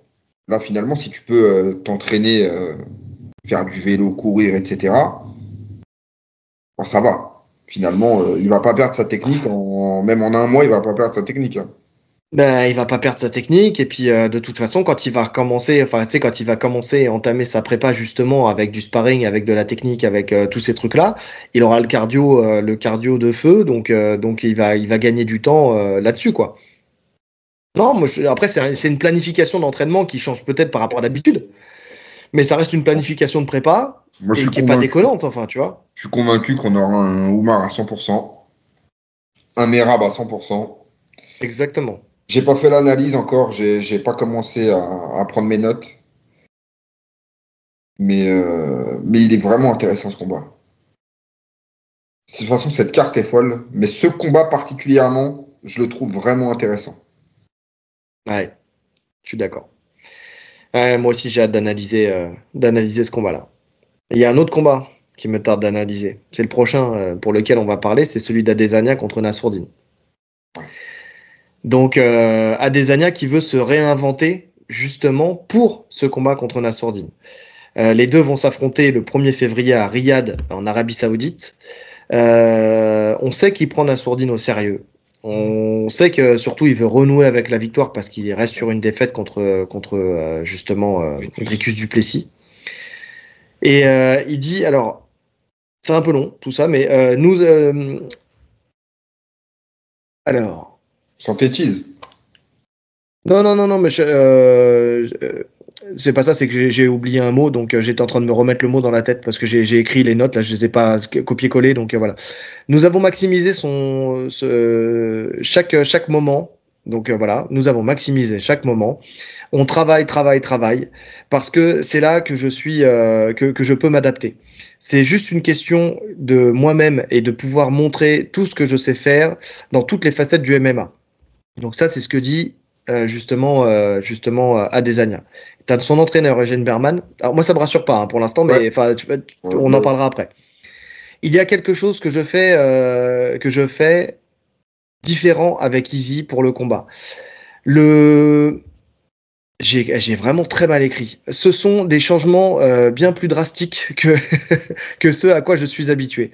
J'aime prendre les choses calmement et adapter une approche genre si ce n'est pas cassé, il n'y a pas besoin de les réparer. Mais en me basant sur ses performances passées, j'ai pensé que c'était vraiment tout qu'on devait vraiment tout revoir. Il a l'air vraiment bien et répond très bien à cette approche légèrement différente. C'est quelque chose à laquelle il n'était pas habitué lors des derniers camps. Je cherche une performance très vintage d'Israël. Jusqu'ici, nous sommes parfaitement dans les temps pour ça. Il y a tout et son contraire dans ce que dit Eugène Berman. Ah C'est-à-dire ouais, qu'il il veut dit une qu'il veut tout changer, performance mais à la fin, vintage. il veut du vintage. Ouais, c'est ce que j'ai pas compris. C'est ça que j'ai pas compris aussi en lisant ces déclarations. Moi, de ce que je comprends, c'est que finalement, ils font comme d'habitude. C'est juste qu'ils changent la méthode d'entraînement, mais ce qu'ils veulent obtenir en termes de résultats, c'est la même chose. Ouais, C'est pas ce que j'ai compris. ils veulent le Adesanya d'avant, c'est juste qu'ils ont changé la méthode d'entraînement. Ah, moi, j'ai pas compris ça. Moi, j'ai compris au contraire que il savait que Nassourdine, enfin, de ce que je lis entre les lignes, Nassourdine, c'est un combattant qui est complet. Ils ont vu que contre Dricus du Plessis, il y avait ça pêchait au sol, et donc ils veulent travailler sur tous les aspects bien plus durs qu'avant, c'est-à-dire faire parce que de ce que j'ai lu, en plus, il y avait le fait qu'ils voulaient être efficaces dans tous les aspects du combat, c'est-à-dire pas qu'en striking, mais aussi en lutte et aussi au sol. Donc, qui mettait un accent plus poussé justement sur chaque facette, comme il l'a dit à Desania, chaque facette de l'entraînement. C'est-à-dire que quel que soit le domaine, il va se buter en lutte, il va se buter au sol, il va se buter en striking. Ce qui pour moi est complètement contre-productif parce que tout simplement c'est pas son style, parce que ce qu'il a rattrapé c'est énorme et que ce temps perdu à essayer de rattraper quelque chose que tu rattraperas jamais à 100%, bah tu le perds dans la force, dans ta force, à essayer de revenir sur un striking peut-être plus efficace, ce qui a fait ta marque de fabrique, c'est-à-dire défense de lutte, striking. Ouais, mais ça colle avec sa déclaration de je veux un Adesanya vintage. Parce que c'était ça, Adesanya avant. Ouais, mais alors dans ce cas-là, tu changes pas tout. Enfin, tu vois, enfin, regarde, il a dit, je ne change pas quelque chose qui n'est pas cassé. Ça veut dire que tant qu'il estimait que le style d'Adesanya, enfin, qu'Adesanya continue à performer, ils ont gardé la même façon de s'entraîner. Là, ils ont tout changé, visiblement. Ils ont tout revu. Donc, ça veut dire que l'Adesanya vintage, mais avec un style différent, enfin, une façon de s'entraîner différente. Ah, mais tout changer, ça veut tout dire et rien dire. Tu peux tout changer en gardant le même axe de travail. Tu peux juste revoir la prépa différemment. Alors, comment tu fais ça? Je sais pas, je vais te donner un exemple tout con, c'est le premier truc qui me vient en tête. Le mec faisait pas de sparring, maintenant tu lui mets des sparring durs tout le temps. Tu vois, c'est un truc tout con que je te dis, mais voilà, t'as changé sa prépa. Tu le mets dans le dur. Ou je sais pas, en fait, tu modifies la façon de s'entraîner. Ouais, mais ça change pas la face du monde, que tu fasses des sparring durs là où t'en faisais pas. Mais tout Là, ce qu'il dit là, tout ce qui... Non, mais ça, c'est un exemple con. oui, c'est un exemple, c'est un exemple, c'est un exemple. Oui, Mais bien sûr, j'ai compris. de toute façon, tout ce qu'il vient de dire, comme tu l'as dit, c'est pas rassurant. C'est pas rassurant. Et en plus, c'est complètement bête de dire tout ça. Je vais me buter à ça, je vais me buter à ça. T'as 7 jours dans la semaine, comme tout le monde. Tu peux pas, comme tu l'as dit, tu peux pas combler un retard comme ça sur une prépa, c'est pas possible. C'est impossible. Donc moi, je suis pas plus rassuré que ça, et tant mieux. Tant mieux, ça colle avec l'image que je me fais d'Adesanya sur ses derniers combats, tu vois. Je pense qu'on est sur un déclin d'Adesanya, mais qui reste quand même très dangereux. Mais voilà, je reste persuadé que c'est le meilleur moment pour Nassourdine de prendre ce combat. On est sur vraiment deux schémas différents avec un Nassourdine qui monte en flèche et un Adesanya qui descend progressivement.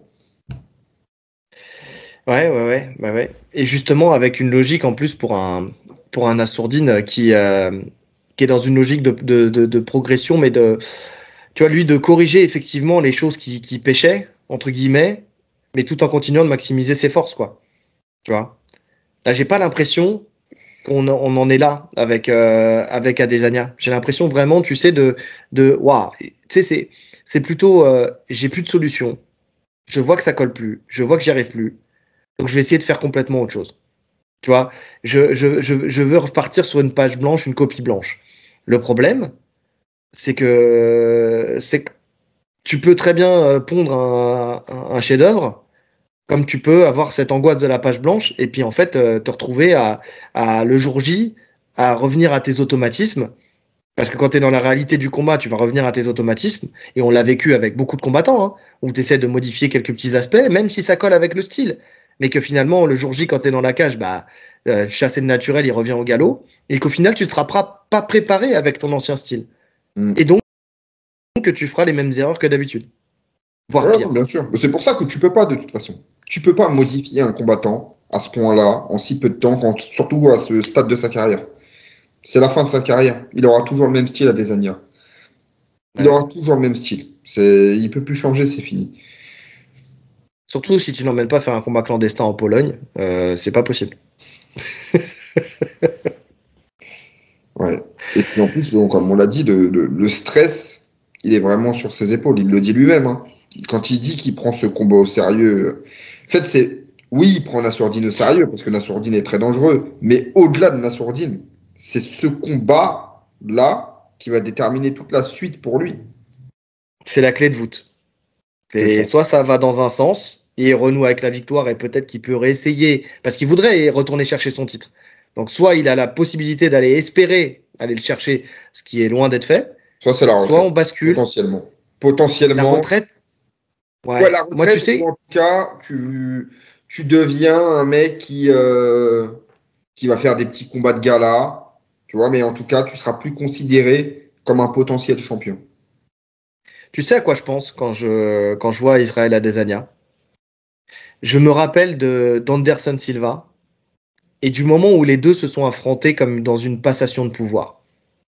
Tu sais, les deux à genoux face à face, tu vois, qui ont un style un peu similaire. Et donc, tu sais, cette transmission de flambeau qui a été faite de Anderson Silva à Israël Adesanya, avec un Israël Adesanya qui a dominé sur une période certes plus courte que celle d'Adesanya, d'Anderson Silva, mais qui a dominé quand même avec son striking. Et puis aujourd'hui, j'ai l'impression qu'on est dans l'Anderson Silva de cette époque-là, c'est l'Adesanya d'aujourd'hui. Sauf que le truc, c'est que la différence, c'est que t'as pas un combattant, tu sais, qui lui ressemble, avec qui il peut transmettre un flambeau. Tu vois, là, ça sera pas une transmission de flambeau avec Nassourdine. Mais en tout cas, en stade de carrière où il se situe, c'est vrai que on est un peu sur ce combat-là. Moi, je te jure, j'ai toujours cette image en tête. Et ça fait depuis quelques combats là que j'ai cette image en tête. Et je me dis, voilà, en fait, on en est au même point de carrière là, ici, là. C'est-à-dire qu'on en est dans cette bascule-là. Tu vois. Ouais. Limite, le passage de flambeau, s'il n'y avait pas eu cette rivalité entre Pereira et lui qui datait d'avant, il aurait dû se faire entre ces deux combattants-là. Même si, en soi, Pereira est vieux et donc n'est pas le jeune loup qui était à Adesanya à l'époque. Mais tu sais, si tu fais un passage de flambeau entre deux strikers, tu vois. Ouais, mais non, puisque à la revanche, il le met KO. Bien sûr. Je veux dire, si sur le premier combat, tu vois, je parle sur le premier combat, si jamais il y avait eu, mais on n'en était pas à la même temporalité de toute façon. Je dis dans l'idéal, tu vois, s'il n'y avait pas eu de rivalité, s'il y avait dû avoir un passage de flambeau dans la catégorie entre deux strikers qui dominent sur une KT, ça se serait fait plus avec Pereira que là, ça se ferait avec Nassourdine. C'est dans ce sens-là que je veux dire. Je parle pas de ce qui s'est passé entre les deux, tu vois, parce que de toute façon, leur histoire fait que ça n'aurait pas été possible. Mais il n'y a pas d'autres strikers à proprement dit comme ça à qui tu pourrais passer un flambeau, tu vois. Ouais, non, je suis d'accord. Mais c'est vrai qu'en termes de temporalité, on se rapproche de ça. Ce qui veut dire qu'on se rapproche de la fin, tout simplement, pour Adesanya, à qui doit rester, Parce que même s'il gagne, hein, je le vois pas reprendre la ceinture, moi. Donc, c'est vraiment compliqué. Je pense qu'il lui reste 2-3 combats dans les pattes. Et puis après, il va se retirer. Ouais, je suis d'accord. Parce qu'il y a des jeunes qui poussent derrière. Il y a des jeunes qui en veulent. Et pas que dans cette catégorie-là, dans toutes les catégories. Et on va parler de Yann Gary, qui a les dents longues. mais voilà, qui a fait une sortie où il dit qu'il n'est pas content de son classement. Alors il dit, voici comment je vois les choses. Le combat entre Shavkat devait désigner le challenger numéro 1 au monde. Celui qui irait ensuite se battre pour la ceinture.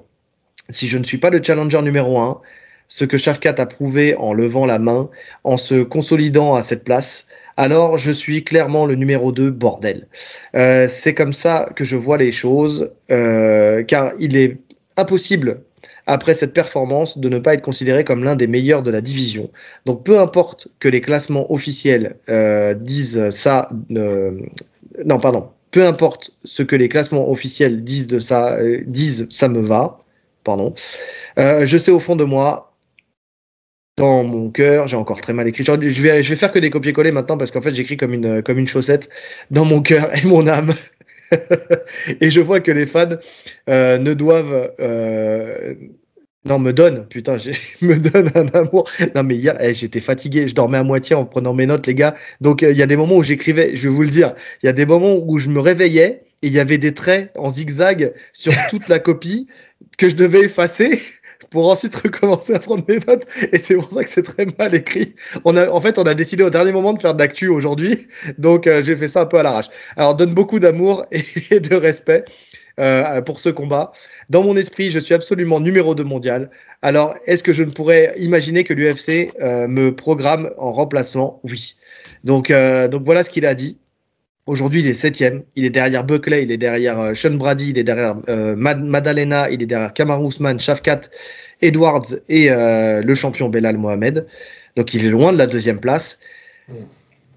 Qu'est-ce qu'on pense de sa sortie? Est-ce que le fait d'avoir combattu Shavkat, qui aujourd'hui n'est même pas numéro 1 d'ailleurs, parce que quand tu regardes, il y a encore Edwards qui est devant lui, il est numéro 2. Donc déjà il peut pas se dire numéro 2 alors que son adversaire l'est. Est-ce que le fait d'avoir une défaite, même si le combat effectivement n'était pas dégueu et que on l'a dit, s'il l'avait pas respecté depuis le début, peut-être que le combat aurait pu être différent. Est-ce que ça lui donne est-ce que les deux grimpent? Non, jamais de la vie. T'as perdu, t'avais une chance de grimper, tu l'as pas prise, tu restes tout est. Déjà, estime-toi héros, tu restes tout est. Il était à peu près ça, 7e déjà. En fait, je comprends sa logique. Mais je suis pas d'accord. Mais je comprends sa logique.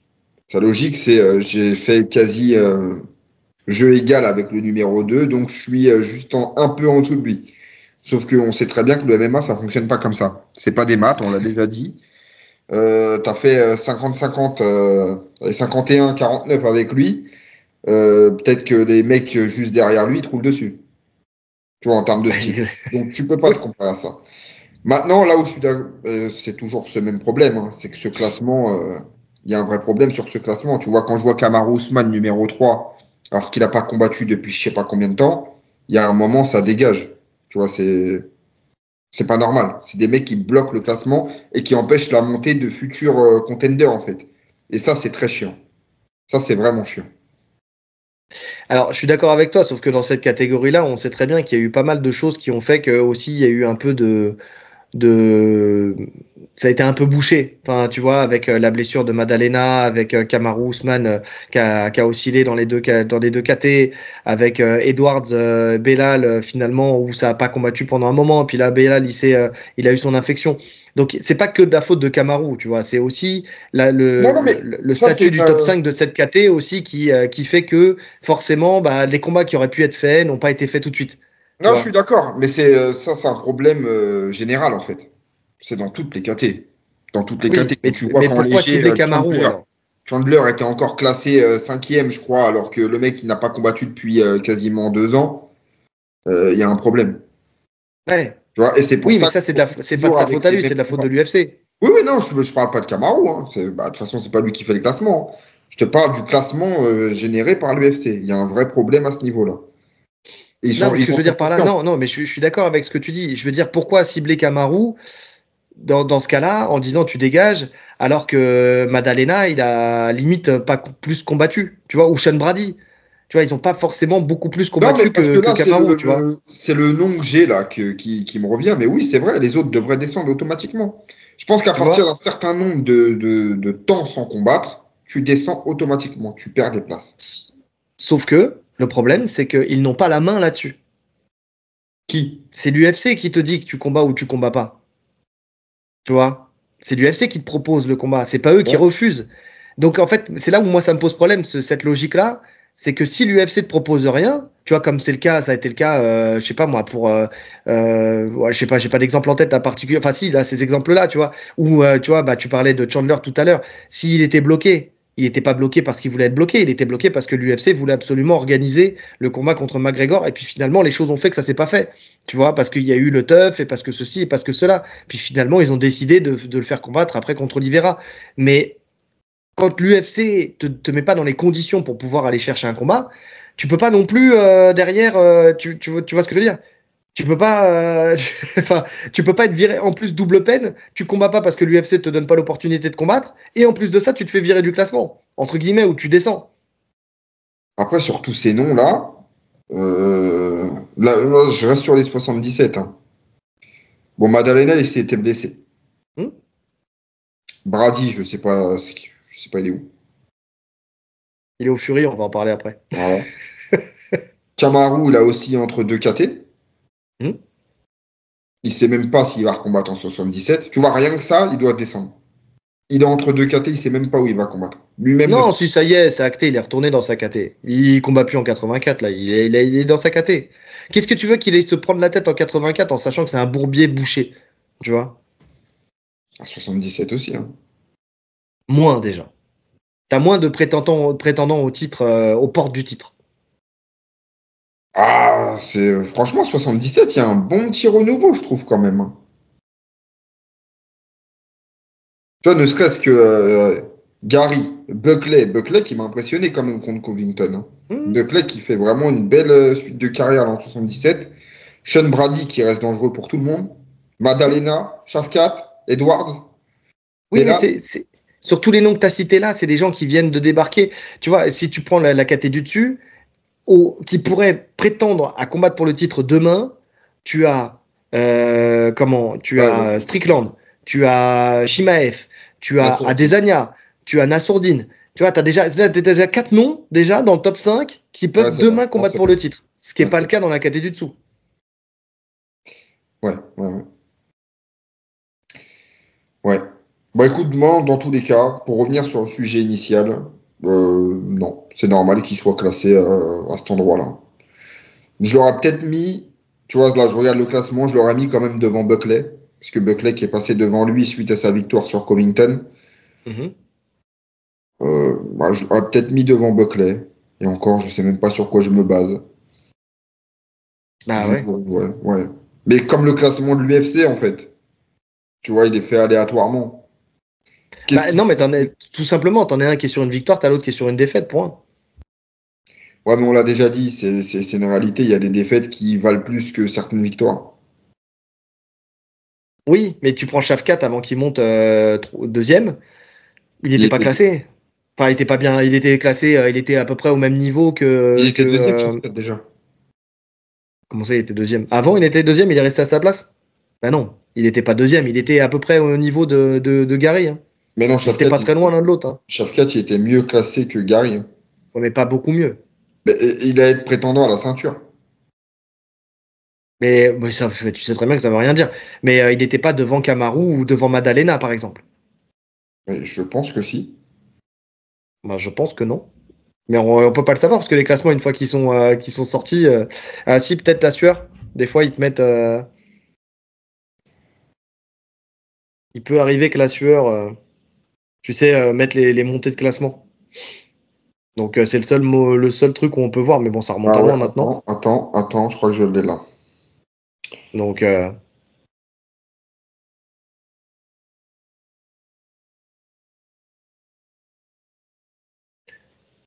non, je pense pas qu'il était si bien classé que ça. Hein. Tu l'as ou pas?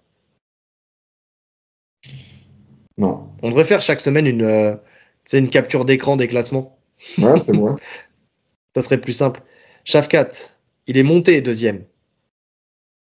Donc il est monté deuxième et il n'y avait pas à combien il était. Mais déjà, il était en dessous de Kamaru, c'est sûr. Je pense qu'il était 3, 4, il devait être cinquième. 5 ou 6. Il était plus haut. Mais Non, il était 5 ou 6. C'est vrai qu'il avait battu personne avant. Mais oui, et son dernier combat, c'était Thompson. Non, il n'était pas si bien classé que ça. Donc Buckley qui bat avec la manière Covington, tu vois, bah il est sur une victoire, une belle victoire, un finish. Bon, bah voilà. Hein. Ça justifie le fait qu'il soit au-dessus. Moi, ça me choque pas qu'il soit au-dessus de Yann Gary. Surtout quand tu vois la saison qu'il a fait. Enfin, l'année 2024 qu'il a fait. Ouais, ok. Mais du coup, Shafkat qui bat Yann Gary, qui était classé déjà. Il était loin, Yann Gary. Il était loin, Yann Gary. C'était son premier vrai test.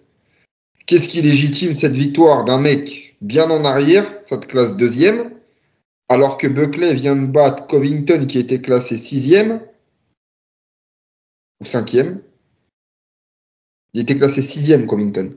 Pourquoi Buckley, il n'a pas fait un bond bien plus grand?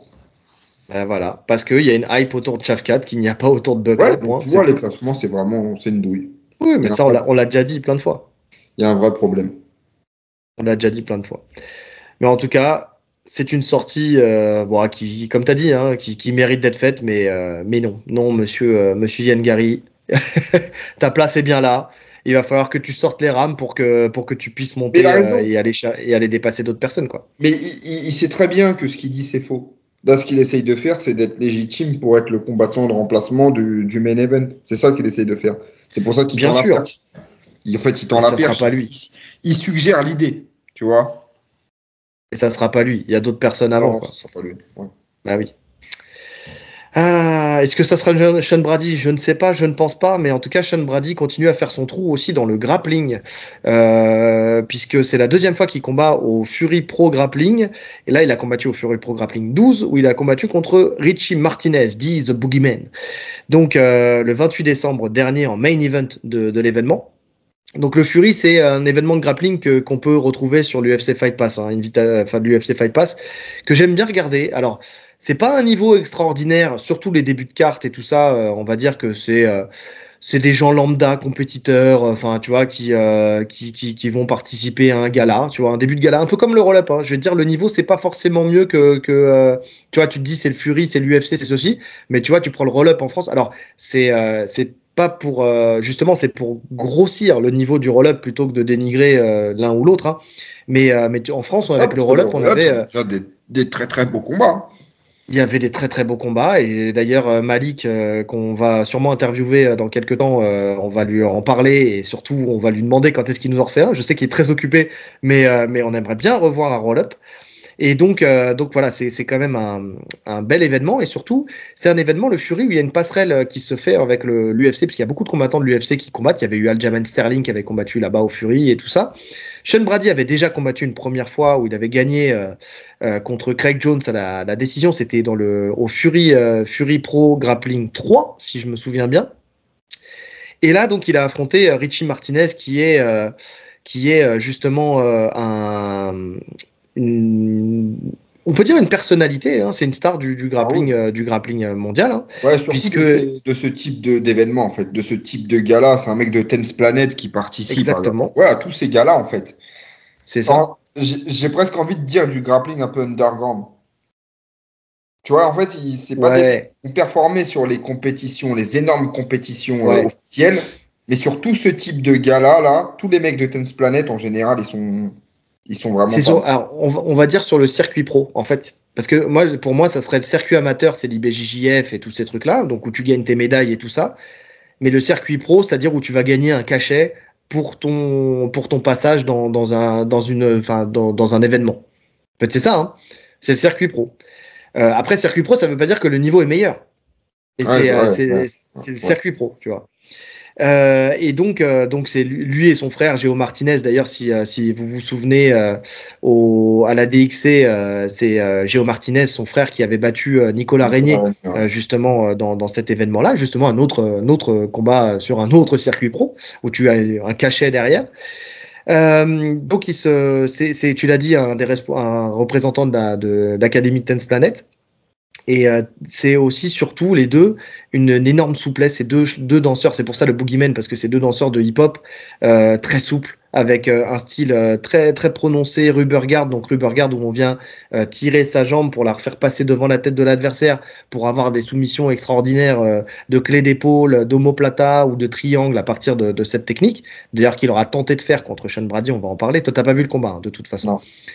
Et donc c'est un combattant qu'il faut surtout pas prendre à la légère parce que beaucoup d'expérience, parce que beaucoup de technique et surtout dangereux sur beaucoup d'aspects, parce que sa souplesse fait que en fait il arrive à monter sur des clés d'épaule assez facilement grâce à sa rubber guard qui peut placer de toutes les positions de par sa souplesse et de par ses formes de corps qui lui viennent du hip-hop. Donc Le combat, il est très simple. Tu as Martinez qui tire la garde, qui prend la garde fermée, parce que debout, Sean Brady, en lutte, c'est quand même assez solide. Tu as Brady qui parvient à casser la structure de sa garde en poussant ses deux mains sur une jambe. Donc tu sens la puissance, hein. Ça ouvre tout de suite. Bon, après, je pense pas que de toute façon, Richie Martinez voulait la garder beaucoup, tu vois. Il se relève, il parvient à passer la ligne de genoux, tu sais, de la demi-garde. Il tombe dans la demi-garde de son adversaire. C'est très technique ce que je vais vous dire là, mais je vais faire ça rapidement pour contrôler la poitrine. Donc, tu sais, il avait cette logique d'aller chercher et de passer le knee shield, donc le genou en barrage qui est mis de l'adversaire pour le contrôler. Malgré ça, Richie Martinez, on l'a dit, c'est quelqu'un qui a de l'expérience et qui est technique, donc il arrive à repousser, à recréer sa frame, à recréer sa distance en mettant son e-shield. Et en fait, tout le début du combat, c'est ça. C'est on va dire un Sean Brady qui change d'angle, qui essaye de passer par la droite, par la gauche pour essayer de casser la distance, de contrôler le haut du corps pour passer la garde. Et un Richie Martinez qui a une défense de garde extraordinaire, très souple et tout ça. Il y a un moment où ça retombe dans la demi-garde justement de Richie Martinez. Et là, boum, rubber guard, il monte très vite sur l'omoplata. Super, la montée. Le bras bien contrôlé, mais il a réagi tellement vite, Brady. Il est arrivé, il s'est relevé un petit peu. Tu sais, il a secoué son bras d'un coup. Il a jeté son adversaire dans le sol. C'est pas un slam, hein, parce qu'il le lève pas, il le soulève pas complètement, mais pour faire glisser en fait le corps de Martinez le long du bras justement de Sean Brady. Et Sean Brady tout de suite claque, qui prend son angle et qui vient tout de suite contrôler justement poitrine contre poitrine et qui monte très très haut cette fois-ci. Tu sais, toujours dans la demi-garde, mais qui arrive à contrôler vraiment au niveau de la ligne d'épaule. Et là, il commence à attaquer une Kimura.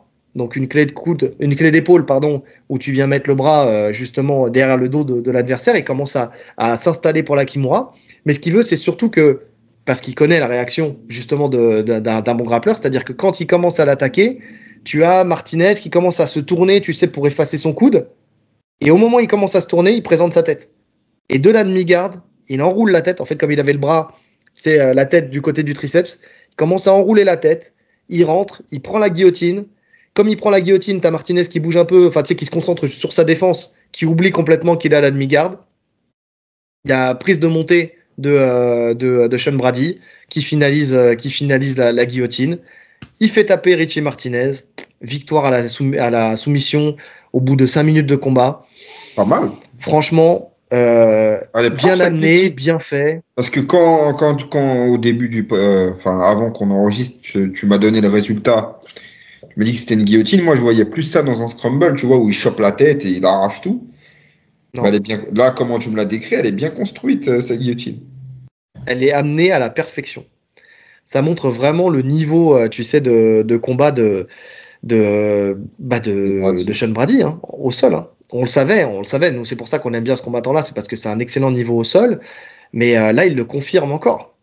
Et j'aime bien, moi, avoir des combattants comme ça qui prennent le risque d'aller se frotter à l'élite, tu sais, du grappling. Bon, même si, on va pas se mentir, hein, Richie Martinez, c'est plus les grandes heures de Richie Martinez. C'est un ancien maintenant. Hein. Il est plus coach que combattant. Il vient pour quelques galas comme ça. Ça reste un nom.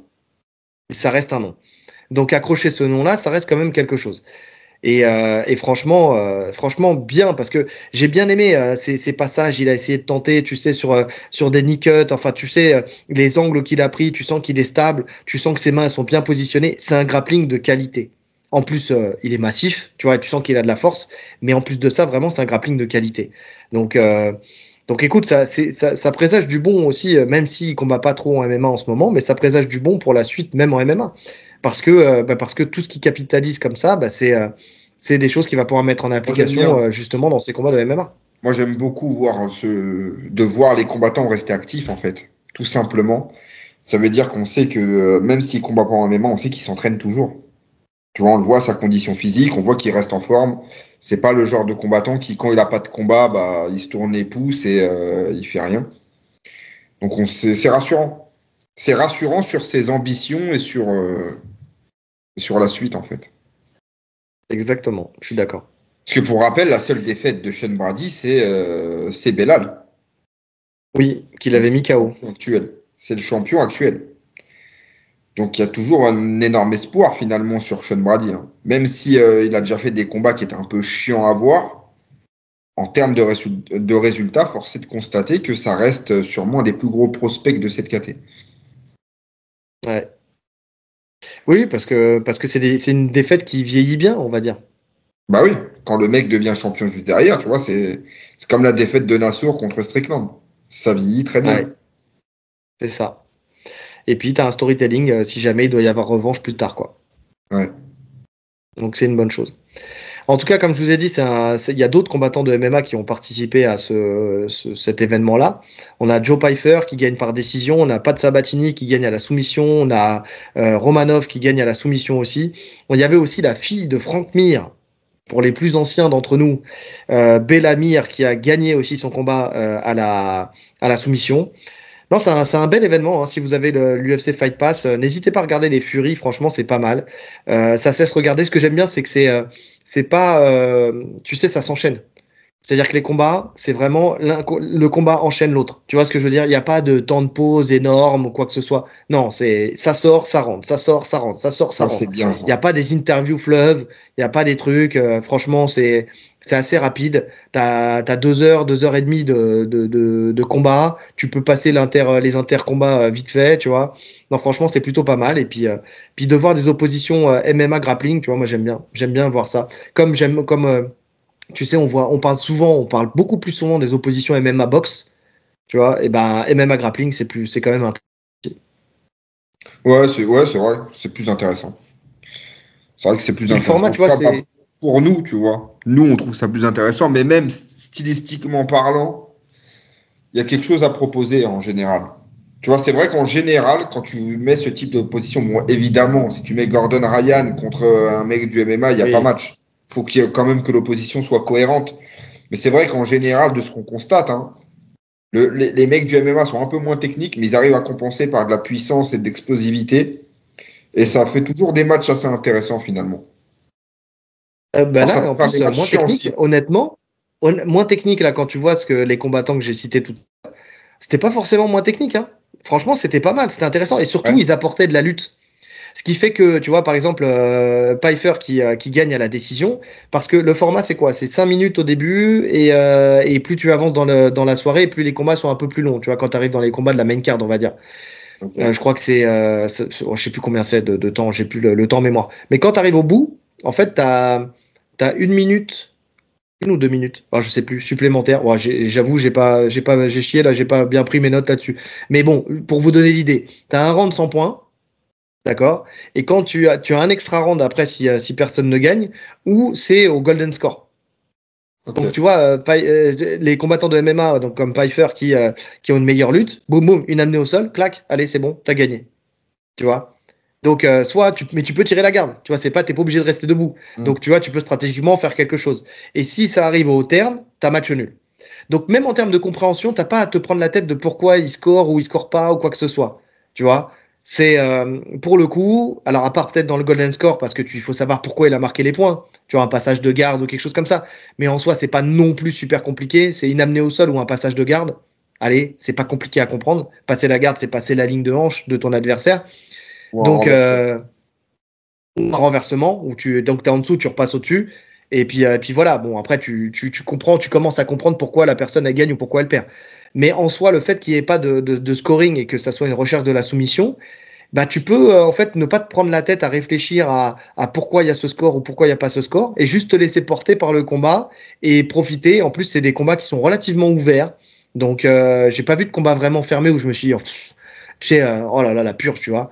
Le fait justement, tu vois, ce que je disais tout à l'heure, que c'est un niveau, pas un très haut niveau au début, tu vois, c'est des gens qui se prennent pas la tête, tu vois, qui ont vraiment cette culture d'aller combattre et de chercher, de chercher le spectacle et la victoire, à la soumission, je veux dire. Donc c'était intéressant. Non, ça se laisse regarder et c'est ce genre d'événements, tu vois, qui peuvent être des premiers événements pour se mettre le pied à l'étrier si vous voulez commencer à regarder un peu de grappling, tu sais, à la télé, quoi. Ouais, c'est vrai. Ouais. Donc voilà. Bon, bah, je pense qu'on a fait le tour. Ouais, ouais. C'était un bon petit podcast de reprise. Ouais. Exactement, pour cette nouvelle année. Donc, bonne année à tous, plein de bonnes choses, de réalisation de vos projets, de la santé, beaucoup de sport, beaucoup de Beaucoup de clics sur le victoires, site d'Import d'entraînement. Fight. Ouais. Non, Moi, je allez pense pas. allez jeter un œil. Je vais J'ai mettre déjà fait de un toute façon, petit je vais tour, mettre en description le. j'ai déjà ma petite idée de mon prochain Rashguard. D'accord. Bah, tu vois, moi, je vais mettre en description le lien, comme ça, vous pourrez aller voir aussi. Et puis, il y aura le logo aussi qui sera par là, normalement, si je me trompe pas. Donc, n'hésitez pas. Un petit mot de la fin? Allez, n'oublions pas que Rolly est un homme de l'ombre. Non, voilà. Rolly, l'homme de l'ombre. Non, non, mais comme t'es parti ouvrir ton volet tout à l'heure, t'as dit je me trouve un peu sombre. Ouais, Donc, allez, mettez-moi dans les commentaires, trouvez-moi avec votre brio habituel, glissez-moi que Rolly est un homme de l'ombre. Madame Shadow. Man of Shadow. En tout cas, prochain podcast, ça doit être, s'il n'y a pas d'empêchement, parce qu'on ne sait jamais, la vie est faite d'empêchements, ça devrait être une interview avant de faire l'analyse après plus tard de l'UFC 311. Mais le prochain, en fin de semaine, normalement, ça doit être une interview. On ne vous dit pas tout de suite de qui ce sera, mais en tout cas, voilà, on renoue un peu avec ça. Et puis voilà. Je pense qu'on a fait le tour. Yes. Donc, likez, commentez, partagez, cliquez sur la cloche des notifications pour ne rien rater. Les 5 étoiles dans toutes les plateformes de podcast. Je pense que j'ai tout dit. Le lien Tipeee en description aussi, si jamais le cœur vous en dit. En attendant, il ne nous reste plus qu'à vous souhaiter une bonne journée. Ou une bonne soirée. En fonction de l'heure à laquelle vous nous écoutez. Allez, salut! Salut!